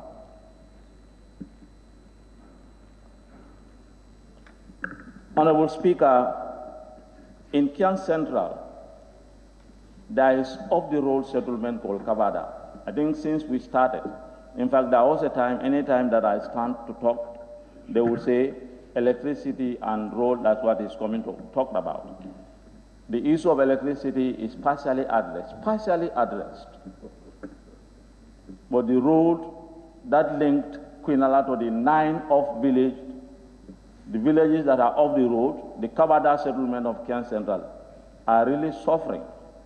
There is a senior secondary school and a middle school in Quinala. There is a weekly Lumo, and you have a lot of people who normally travel from that end to come to Quinala and then attend the Lumo, and the students as well as to attend the junior and then senior secondary school in Quinala. But the role there, I don't know what type of role is there. is not even a feeder road. It's not even qualified to be called a feeder road. We will find a name and then give it. Even the cyclists find it difficult to move on that road. I've been talking, I've been complaining about that road. I think it's high time. We are not asking for a tar road now, but let's do something to at least level so that people with the bicycle can at least use the road comfortably. That has been my cry. And again, you have a village again in Kian Central, Honorable Speaker. The inhabitants are more than 10,000. And if you look at the water that they drink, it's as red as this seed. If you go to Quinala, it's really disheartening. You see the type of water that people in that settlement used to drink. So I've been calling on the Ministry of Water Resources to please help, please come to our aid, and then solve this problem. Finally, Honorable Speaker, again, the Ministry of Local Government and Land, where the issue of religious affairs is. We all know there are two religious groupings in this country, and you only know their existence when Ramadan is coming. Radatul Majalis is this way, Supreme Islamic Council is in this way. And let me tell you that both are registered and they all have their own constitution, they are all registered. So when Ramadan is fast approaching, these people will say Monday is the day that we should start fasting. The Rada will come and say instead of Monday it's Tuesday.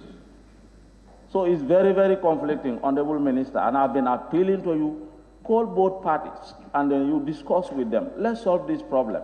If indeed they are really interested in unifying the Muslims in this country, this problem by now should have been solved. We cannot afford to have two religious groupings in this country. There will come a time they can even create problem in this country. They all have their regional bureaus, they all have their regional representatives.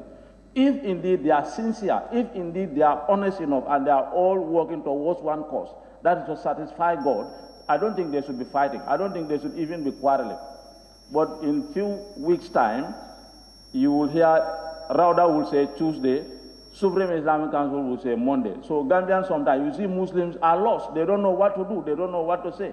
And we have a government in place. The role of government is to protect people.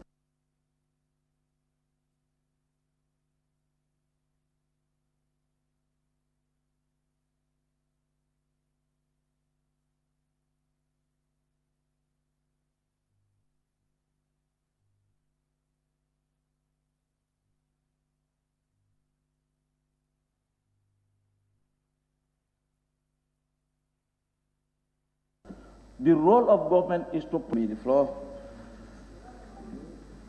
Honorable Speaker, I must thank God the Almighty, the sustainer, and the one who created everything into stages. And I must thank the people of Combois for the trust and confidence reposed on me to represent them in the nation's Bantaba. I must commend them for that worthiness. Honorable Speaker, obviously, I must concur with my honorable member for Kiang Central, with regards to these religious issues.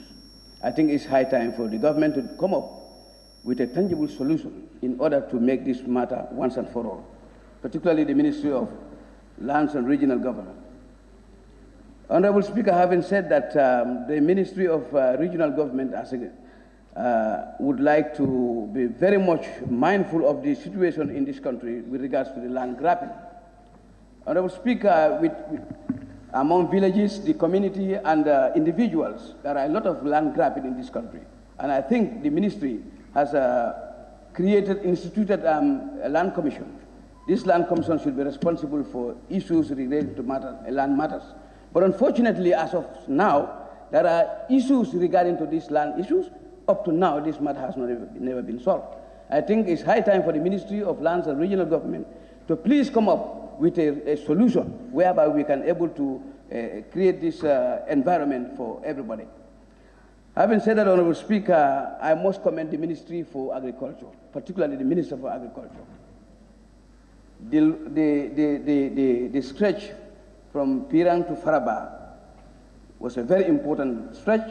And I believe the minister made a promise that she's going to do her best to ensure that this area has been constructed, and she has done that. I must commend her and thank her so very much for her commitment and foresight. Kudos to the Minister of Agriculture. Honorable the Minister for Energy have done a great efforts, because not all, but part of the constituencies have been given electricity. And I must thank the government of the day for creating an enabling environment to ensure at least the people of the other region also deserve the national cake. Honorable Speaker, I must thank the Ministry for Water Resources and Natural Resources for giving out boreholes to so many areas in this country. If I could remember, 144 communities was benefited with these boreholes. That includes my area. I must thank them so sincerely. I know all the efforts cannot be proved futile, and all the challenges cannot be solved at the same time. But we also have some achievements, and I must commend the minister and the ministry for their efforts to ensure at least people have safe drinking water in our areas. Honorable Speaker, coming back to Parliament, I must thank all my colleagues. For the past 5 years, we've been interacting, very cordial relationship together, and I believe we cannot solve all the problem, but part of the problem is solved. Absolutely, I believe people are saying the partisan politics, very true, but that is not very much exercised in this Parliament, because people are very much matured enough to ensure let us work hard for the best interest of this nation. And that's what we are demonstrating, and most of the members are demonstrating. And I believe we will miss each other for the interest of good. But what is important here, let us make sure that this work for the interest of this nation. The country is bigger than everybody. Though we are coming with, we all came through party tickets, but the government goes and comes, but the state institution remains the same. The Republic of the Gambia is one. You can never change that. Therefore, it is incumbent on everybody, particularly the members. Let us all preach peace. Peace is very priceless, and nobody can go without peace. No development can go without, can be instituted without peace. Therefore, it is the responsibility of everybody, including all members here, to make sure that when you go to your constituencies, you have to preach peace. Peace should be the order of the day. I'm appealing to all members, please. On that note, Honorable Speaker, we must thank the Office of the Speaker, the Office of the Clerk, and all the staff in the National Assembly here.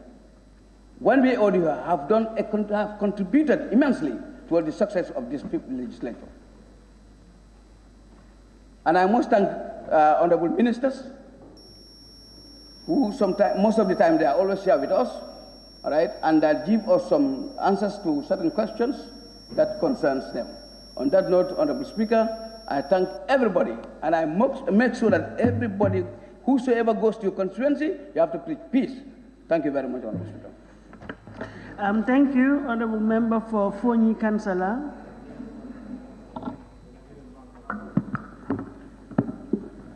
Thank you very much, Honorable Speaker.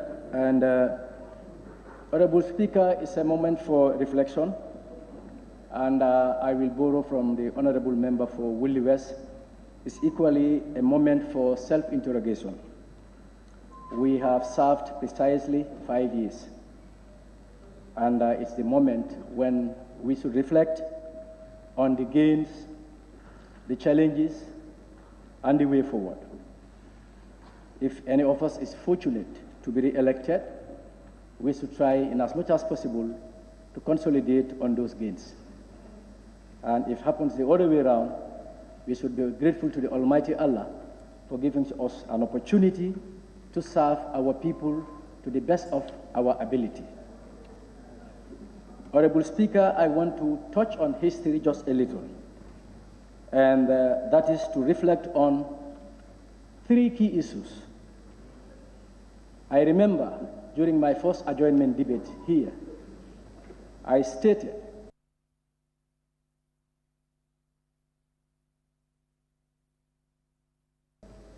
that we, and when I say we, that is myself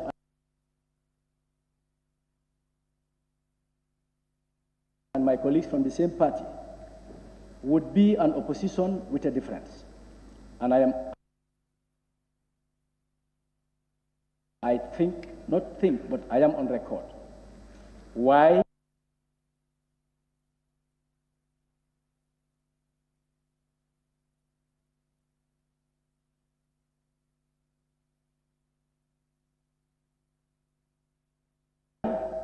Being an opposition doesn't necessarily mean criticizing the government and not applauding the government for the gains, but instead, we will be ready to applaud the government, support the government should any business come before us in this chamber and is meant to address the welfare of the citizenry. We will give it all the support that it deserves. But we will also be out to criticize and cry foul if it is the other way around. And I believe my colleagues can bear with me and the followers that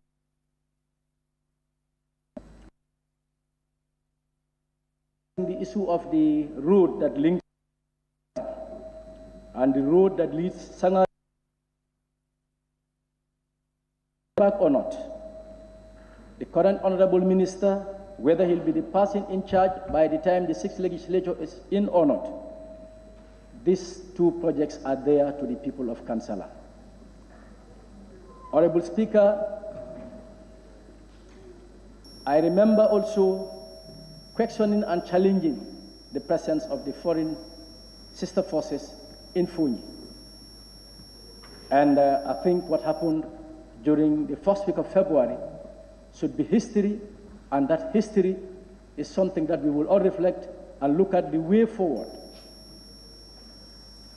Honorable Speaker, it did not tell well, but the two key stakeholders, the Honorable Minister for Defense and Interior, are here before me.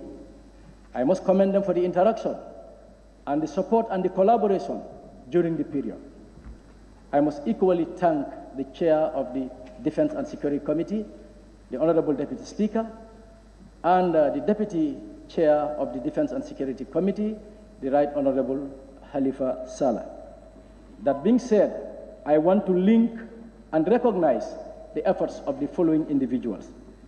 And to begin with yourself, the Right Honorable Speaker of the National Assembly, for your intervention during that needy time to the internal displaced people. I thank you and I salute you on behalf of the people of Kansala. In the same vein, I want to recognize the efforts of the Permanent Secretary, Ministry of Defense. I equally want to recognize the efforts of the Honorable Minister of Agriculture. I equally want to recognize the efforts of the Honorable Minister of Defense. And in terms of institutions, I want to recognize the efforts and the support and collaboration by the Funyi Agency for Rural Development Fund. All these individuals and institutions have played a pivotal role in supporting and ensuring that the internally displaced people have a peace of mind during those hard moments. Honorable Speaker, I equally want to say this. The Office of the Clerk and the entire staff of the National Assembly have been very supportive, regardless of your position in the National Assembly. We thank and recognize your support. But again, I will come back to this issue of the foreign forces who are in the country. I urge and challenge the government to look to a lasting solution in revisiting whatever agreement that is there. Because, as I said, our people are vulnerable. Vulnerable in the sense that they are in between two people or two enemies. So they cannot be continued to be used as a human shield. It's unfair and it cannot happen, and we must work together to come up with a lasting solution to this problem. Honorable Speaker, I now move to a colleague, a mentor, a coach, and someone who inspired me in my work. In fact, they are two. My current leader of the party, who have once served as a majority leader in this chamber, on 2 terms, the Right Honorable Alhaji Fabakary Tombong Jatta, I must commend him and salute him for all the guidance that he has given me during the period. I want to thank the Right Honorable Khalifa Ababakar Sallah, who have declared that he is not coming back to this chamber. Honorable Speaker, here is a gentleman that I have served as co-leaders of the Inter-Party Committee. Today, the Inter-Party Committee, the partners, UNDP for that matter, is using the Gambian model to make sure that what is happening in the Gambia in terms of the manner in which the Inter-Party Committee is operating happens in the sub-region. And he can bear with me that the resident rep, Aisata told us that her colleagues in the region are asking her, how did the Gambia Inter-Party achieve the successes that they have recorded? I remember 2 weeks back when the international idea through the eminent person, Dr. Ibn Chambers, we had a meeting. And these were his words. He said the peace that was attained during the presidential election, the umbilical cord of that peace is the Inter-Party Committee that warranted the sub-region to have interest to come and learn what is actually happening in the Gambia and replicate it in the sub-region. Honorable Co-Chair, I commend and salute you for your guidance, your coaching, and your mentorship. I have no regret being very close to you, and I think I am one of those MPs who have that rare opportunity of sitting with you right in your house to discuss issues of national interest. But I must challenge those who shared your t-shirts for not putting one right before me. I don't think, apart from your party mates, there is any member of this National Assembly who is close to you than me. It doesn't exist. It's our work that dictated that. And I have no regret, and the entire IPC have no regret for that close collaboration that we had with you. Honorable Speaker, we are about to witness the campaign, and this starting point is the nomination. I want to challenge myself and I want to challenge my colleagues that let us desist from defamatory and inflammatory language. Hate speech would not take us anywhere. Let it be campaign based on issues. That is the only thing that will move this country. And the electorate should be voting based on that. I have no intent to stand in a political platform and call the name of the people that will be contesting the elections with me. I will never do it because I believe I have tried to the best of my ability to serve my people. So I will tell them what I intend doing moving forward. Based on that, it's up to them to either vote me in back or do it the other way around.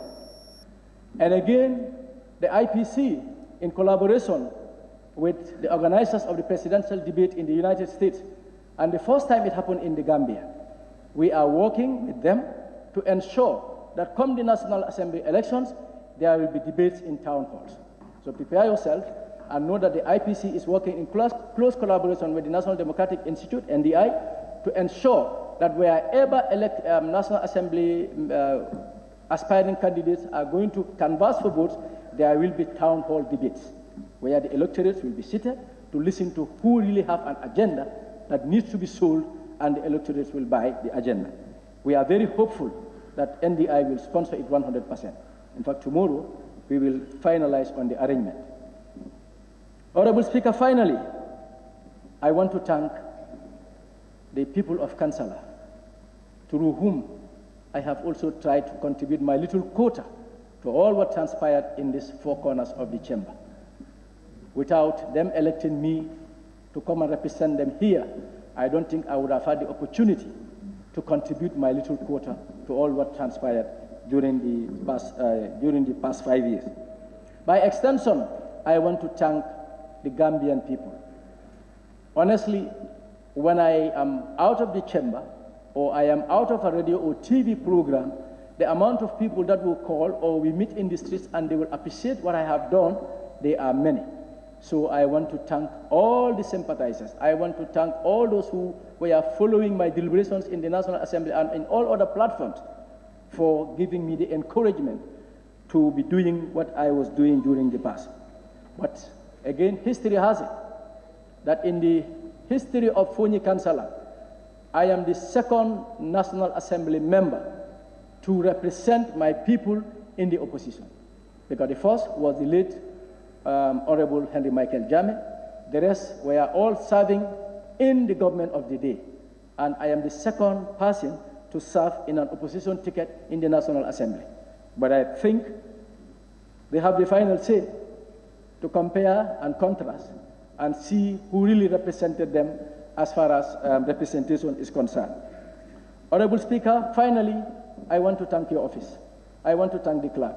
I want to thank all the deputy clerks for the support and the collaboration during the period.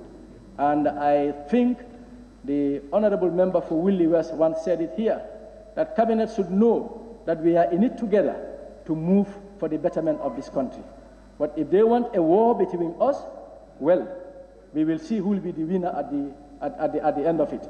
I think that has actually sent a message and has given a dramatic change in the manner in which cabinet ministers were responding and reacting to issues that were posed to them by the National Assembly member. I think it has really helped them better understand that we are not enemies, but we are in it together. They have a responsibility, we also have a responsibility. And together, we can move this country to the next level. My colleagues, I appreciate working with all of you, and I know we will miss each other during the period. We pray to the Almighty Allah that may Allah help us realize where our talents lies. Thank you very much. Thank you very much. Nyamina West. Thank you very much, Ma. I equally want to join my colleagues. I came to this house 1 year, 3 months to by-election, but in essence, I have also learned a lot through my colleagues. So therefore, I owe them to say a big thanks to all my colleagues. And I'm praying that all of us come back here come the 6th legislature. We know the day is emotional, as it is difficult to say goodbye. But like many of us alluded here, we are praying that all of us come back. I will also plead to the government in response to the receipt we made during the last budget session in analyzing the NDP. It was made to known there that Nyamina is among the least developed constituency in the Gambia, and that today most of the ministers are here present, so I'll put it to them. This is in an event that, or as a result, Nyamina, for the last 50 years, we were less privileged when it comes to government projects and then government development. We are not privileged with a major hospital or a major health center. We are not privileged to electricity. Just recent, with the coming of this government, that we register a project on water supply, and then we also have some feeder roads that are being fixed by NEMA projects to the rice fields. But still now there is a lot to be done in Nyamina West, and I put this to the ministers to please consider Nyamina West, since as put on the NDP, we are the less developed as for now. In that juncture, I will just also join my colleagues on this day, since this is the last day for this session on the on the 5th legislature. And then I say a big thank you to a few of them who serve as mentor, especially the majority, the minority, and few colleagues that were very close to me. That is Honorable Keba Jallo and Honorable Sekuba Jaju. So, in essence, I don't want to keep long. I'll say thank you very much.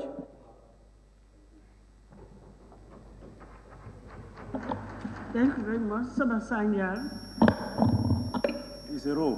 Thank you very much, Honorable Speaker. Thank you for giving me the opportunity, Honorable Speaker. Yeah, equally I will do the same. It's just a repetition in the starting. First of all, I thank Allah for giving me the health, the well-being, and the power to participate and represent my people for the past 5 years. As many have said, it's a day of reflection. We are reflecting on the actions we have taken here, the challenges and the successes. But allow me, Madam Speaker, before going there, to thank my parents, my family, and my loved ones. On behalf of the people of Sabah Sanjal, I thank the entire Gambian people and equally thank the people of Sabah Sanjal for giving me the opportunity to represent them here in the past 5 years. I equally will challenge them and request them to re-elect me for the next coming 5 years. Madam Speaker, I thanked the entire Parliament. I don't want to segregate anybody here because everybody have really did well in this Parliament. Starting from the cleaners, from the orderlies, the support clerks, the committee clerks, and everybody, through the leadership of the Assembly Authority, the Office of the Clerk, and the Office of the Speaker. We have no other word than thank you, a big thank you to you all. Honorable Speaker, this is a hadith. If you don't thank somebody, you will not thank Allah. Therefore, as a Muslim, I thank all of you. And I started thanking Allah. If I don't thank the people individually or in group, Allah will not recognize the thank I gave for him. Mr. Speaker, what I will reflect now is the tremendous development, the tremendous changes that the Gambia achieved during these 5 years. We all can recall that before these 5 years, in 2016 and beyond, we all know where the Gambia was and how Gambia was being governed. And we also know from that point to date how the Gambia is governed. If you compare and contrast, we'll all understand or see that there is a very big development. In terms of human rights, Gambians have now seen themselves, they realize themselves, and they know their potentials. And that is why people were voting for changes. However, we cannot do everything at once because life is a continuous process. Our ancestors did their quotas and went rather. We will also do our quota and go, and we will have successors who will continue from our stopping point. In that vein, I want to thank the entire executive through the leadership of His Excellency Alhaji Adama Barrow for having such a very formidable team who have foresight for the Gambia and initiated these laudable developments. Therefore, Honorable Speaker, I am giving a big thank to that executive and appeal to them to keep or challenge them to keep that spirit or redouble that spirit, because Gambia is the only place we have. I also want to acknowledge the efforts of the Parliament in supporting the executive to pursue their activities, without which we could not have achieved such developments. Specifically, Madam Speaker, if I come to Sabah Sanjal, Madam Speaker, Sabah Sanjal was in a situation where some part of the communities are completely isolated and cannot go out anywhere. Today, that is a thing of the past. For over 57 years, we were under that situation. Today, you can go anywhere to the last person at the Panganebas there. Somebody at the far corner in the constituency can be reached within a very short time. That is a very big achievement, and I applaud this Parliament who have appropriated those funds to Sabah Sanjal. Thank you, and thank you very much. Honorable Speaker, the challenge is now ours. This team of parliamentarians, Gambia must really applaud them. People are talking about partisan issues. We cannot avoid that because we are all politicians, and every politician belongs to somewhere.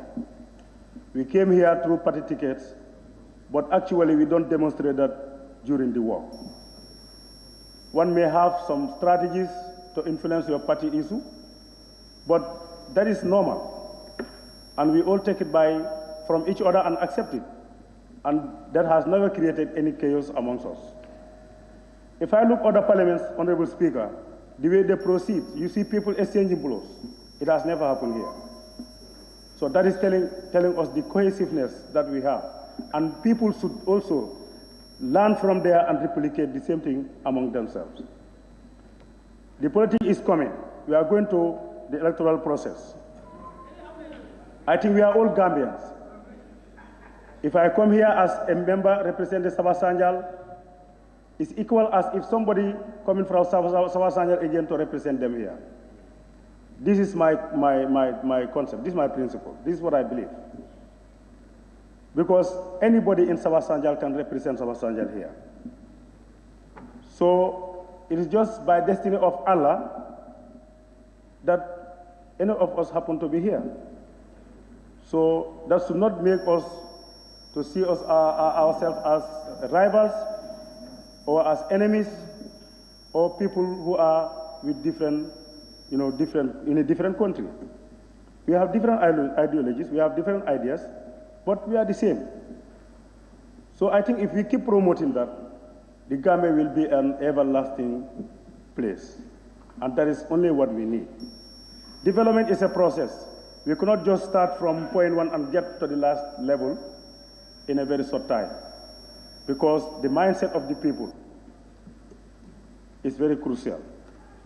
But Madam Speaker, before concluding, there is a pressing issue that I want to make a statement about, which is the cost of living in this country. Madam Speaker, everybody is talking about that. And the executive has the responsibility to clear the doubt, to clear the air for the citizens. The efforts that the executive is making to make sure that price are stabilized, people can get the price at a reasonable amount, should be known by the population. And that will minimize this misinformation. I think it is a responsibility to the executive to come out and explain what is happening in the market. Personally, when I make my comparison, I believe that, in fact, it is our attitude that is propagating this.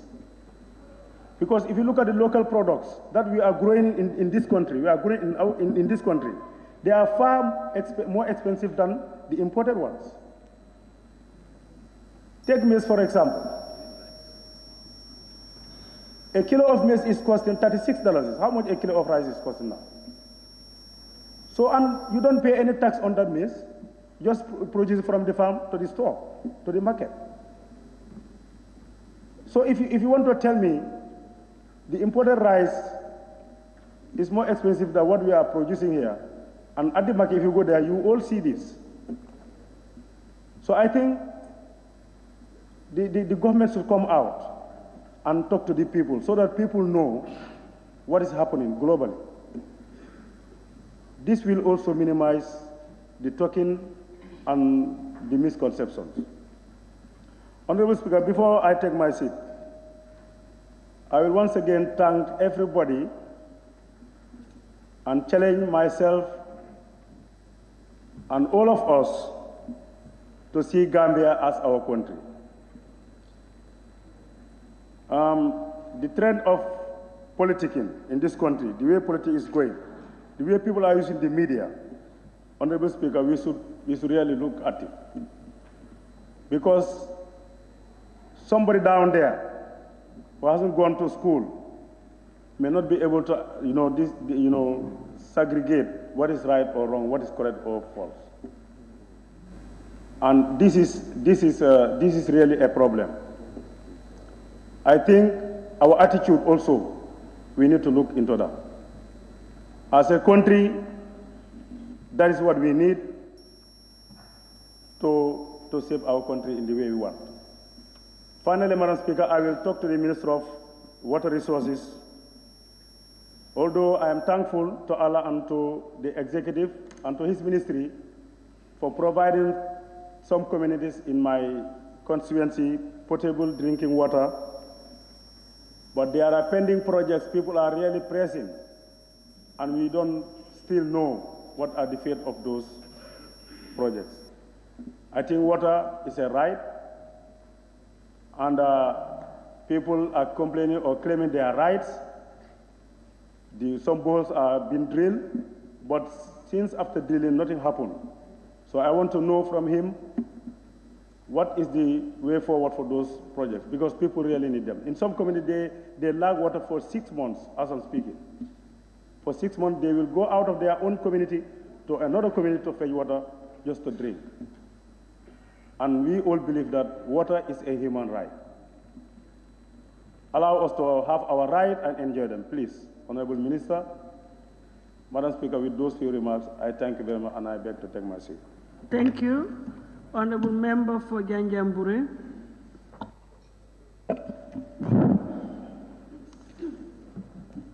Thank you very much, Madam Speaker, for giving me the floor. I want to seize this opportunity, first of all, to thank you as the head of the National Assembly, together with the clerk and the entire staff, for the cooperation we had during the 5 years we spent here. And I am unfortunately one of those who had declared that we are not coming back. And Madam Speaker, I take this singular honor to thank you all for the cooperation, my colleagues.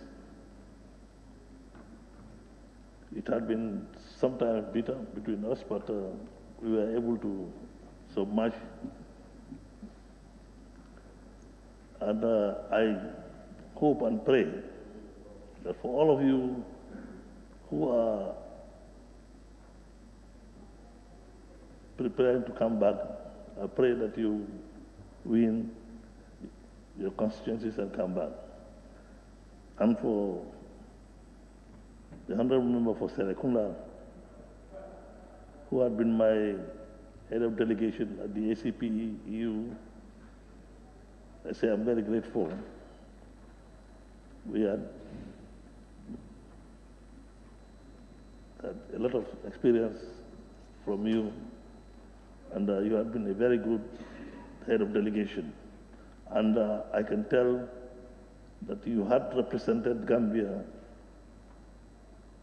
at this peak, because we were there, we saw it, we were with you. My next group of people I want to thank is my electors. I want to say that I'm very grateful Because I remember the day when they came for me to contest in the parliamentary elections. I told them that I'm not a politician, and I wouldn't want to contest. But they insisted that I should. And for those who I may not have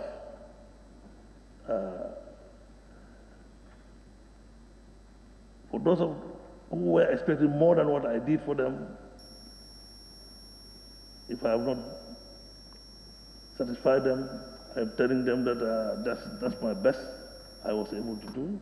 And for those who think I did better than all the members for parliament who had ever served in Janjambure, I tell them, bravo. Well, this is what I could, this is what I did, and that's where I can stop.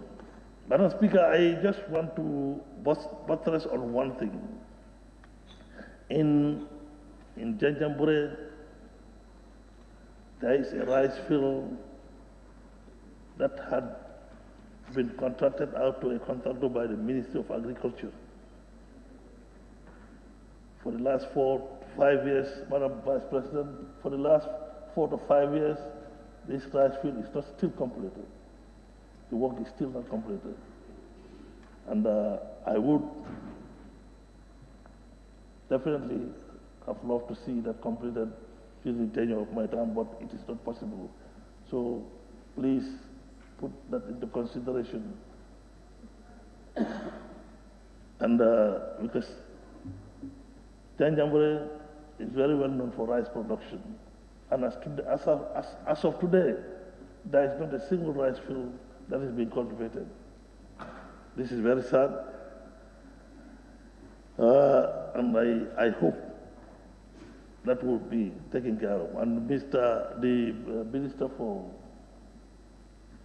Works, who is my personal friend, who was my personal co-worker at the Department of Water Resources, Mr. Bailamin Job. We had worked together for over 20 years at the Water Resources. I have a road in Janjambure that he had promised that he was going to tar for us. Now, please don't forget it, because I'm not here.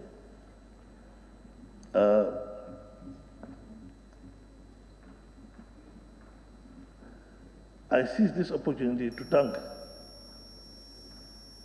all the members of all the committees I serve in at this National Assembly, particularly the Agri Committee, where I served as the chair. I'm very grateful to all the members who I think we had done a lot within these 5 years. And I want to thank the National Assembly, once again, this group, for the 100 million that was given to Ministry of Agriculture in the 2020. And as the Minister has said it here over and over, that has gone a long way in helping them to achieve bumper harvest that year. And I hope during the next Parliament, the Minister of Agriculture will be allocated enough funds. Madam Vice President, I have said it here before that this COVID, we don't know still how effective it has affected those countries where these rice are grown from. And probably that might be the cause why some of the essential commodities are getting more and more expensive. And a lot of these things, from rice growing to vegetable growing, everything we can be able to do it here and be self-sufficient in it. But somehow we try to put this into projects and give it to people to execute them, and one way or the other they failed. So I hope the government would look into this seriously, because a lot of women gardens in the provinces are without water currently, and I think member for Woolly East had always been lamenting that there is a garden in his constituency that has no water, and when it was added together, I think there were 19 or 20 such gardens. They were built by NEMA project, but there's no water supply system in them. And I hope the Minister of Finance, together with Agriculture, will sit down and look at this, because even fencing those areas is a lot of money. So if you leave it like that without water supply and it's being underutilized, then I don't think that is of great importance.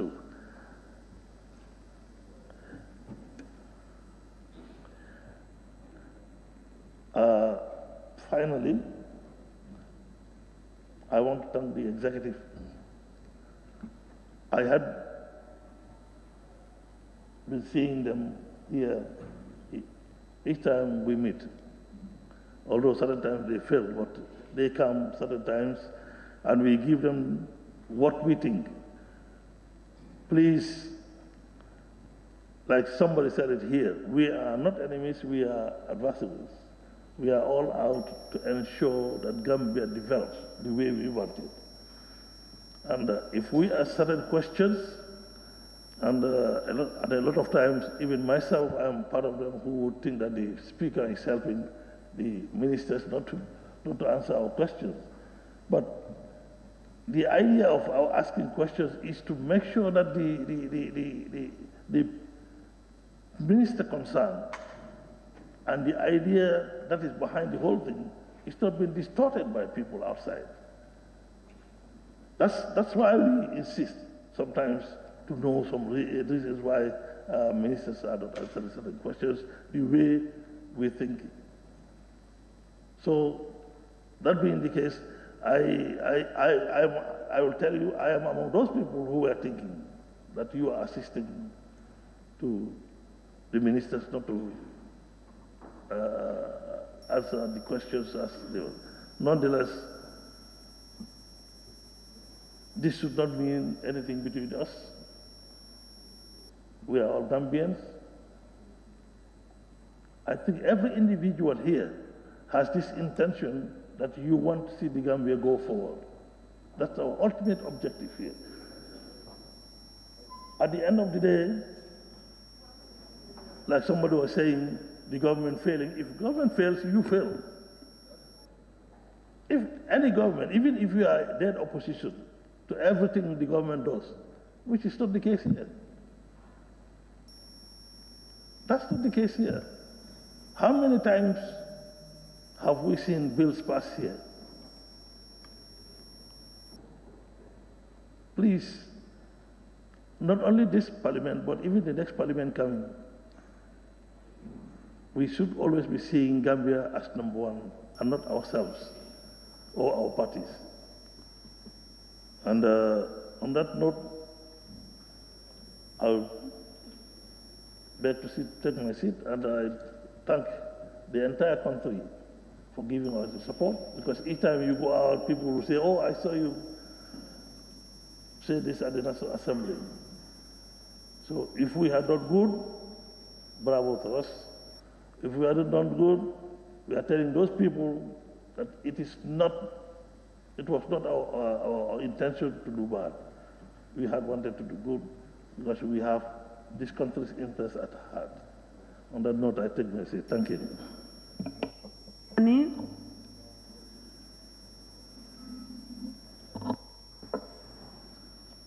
Thank you very much, Madam Speaker, for giving me the floor.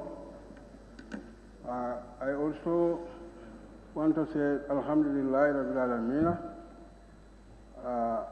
for serving for almost today my 5th year in the chambers. I said thank God to Allah, and for those who didn't reach up to today, They didn't do anything to Allah, but their times has come. This is why they have passed away. May God forgive them. Madam Speaker, I also have to say thank you very much for being with us for the past 5 years, being patient with us,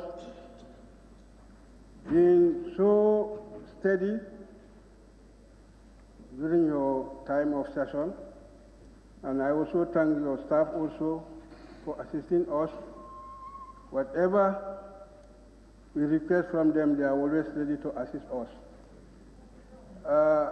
Madam Speaker, here my first day of deliberating my speech, I first spoke about my constituency of the harbor they are having on the side of the Hippos. Without that, Madam Speaker, we cannot have self-food sufficiency. Hippos in our area, they are really harboring the farmers there, and they don't do it at any time but when the produce are already yet to be harvested. Expecting the next day you will go for harvesting, you will find all the hippos has already taken all your rice, which is a problem to the farmers, and it's always a problem to us because all the time you expect a bumper harvest, the hippos will take it.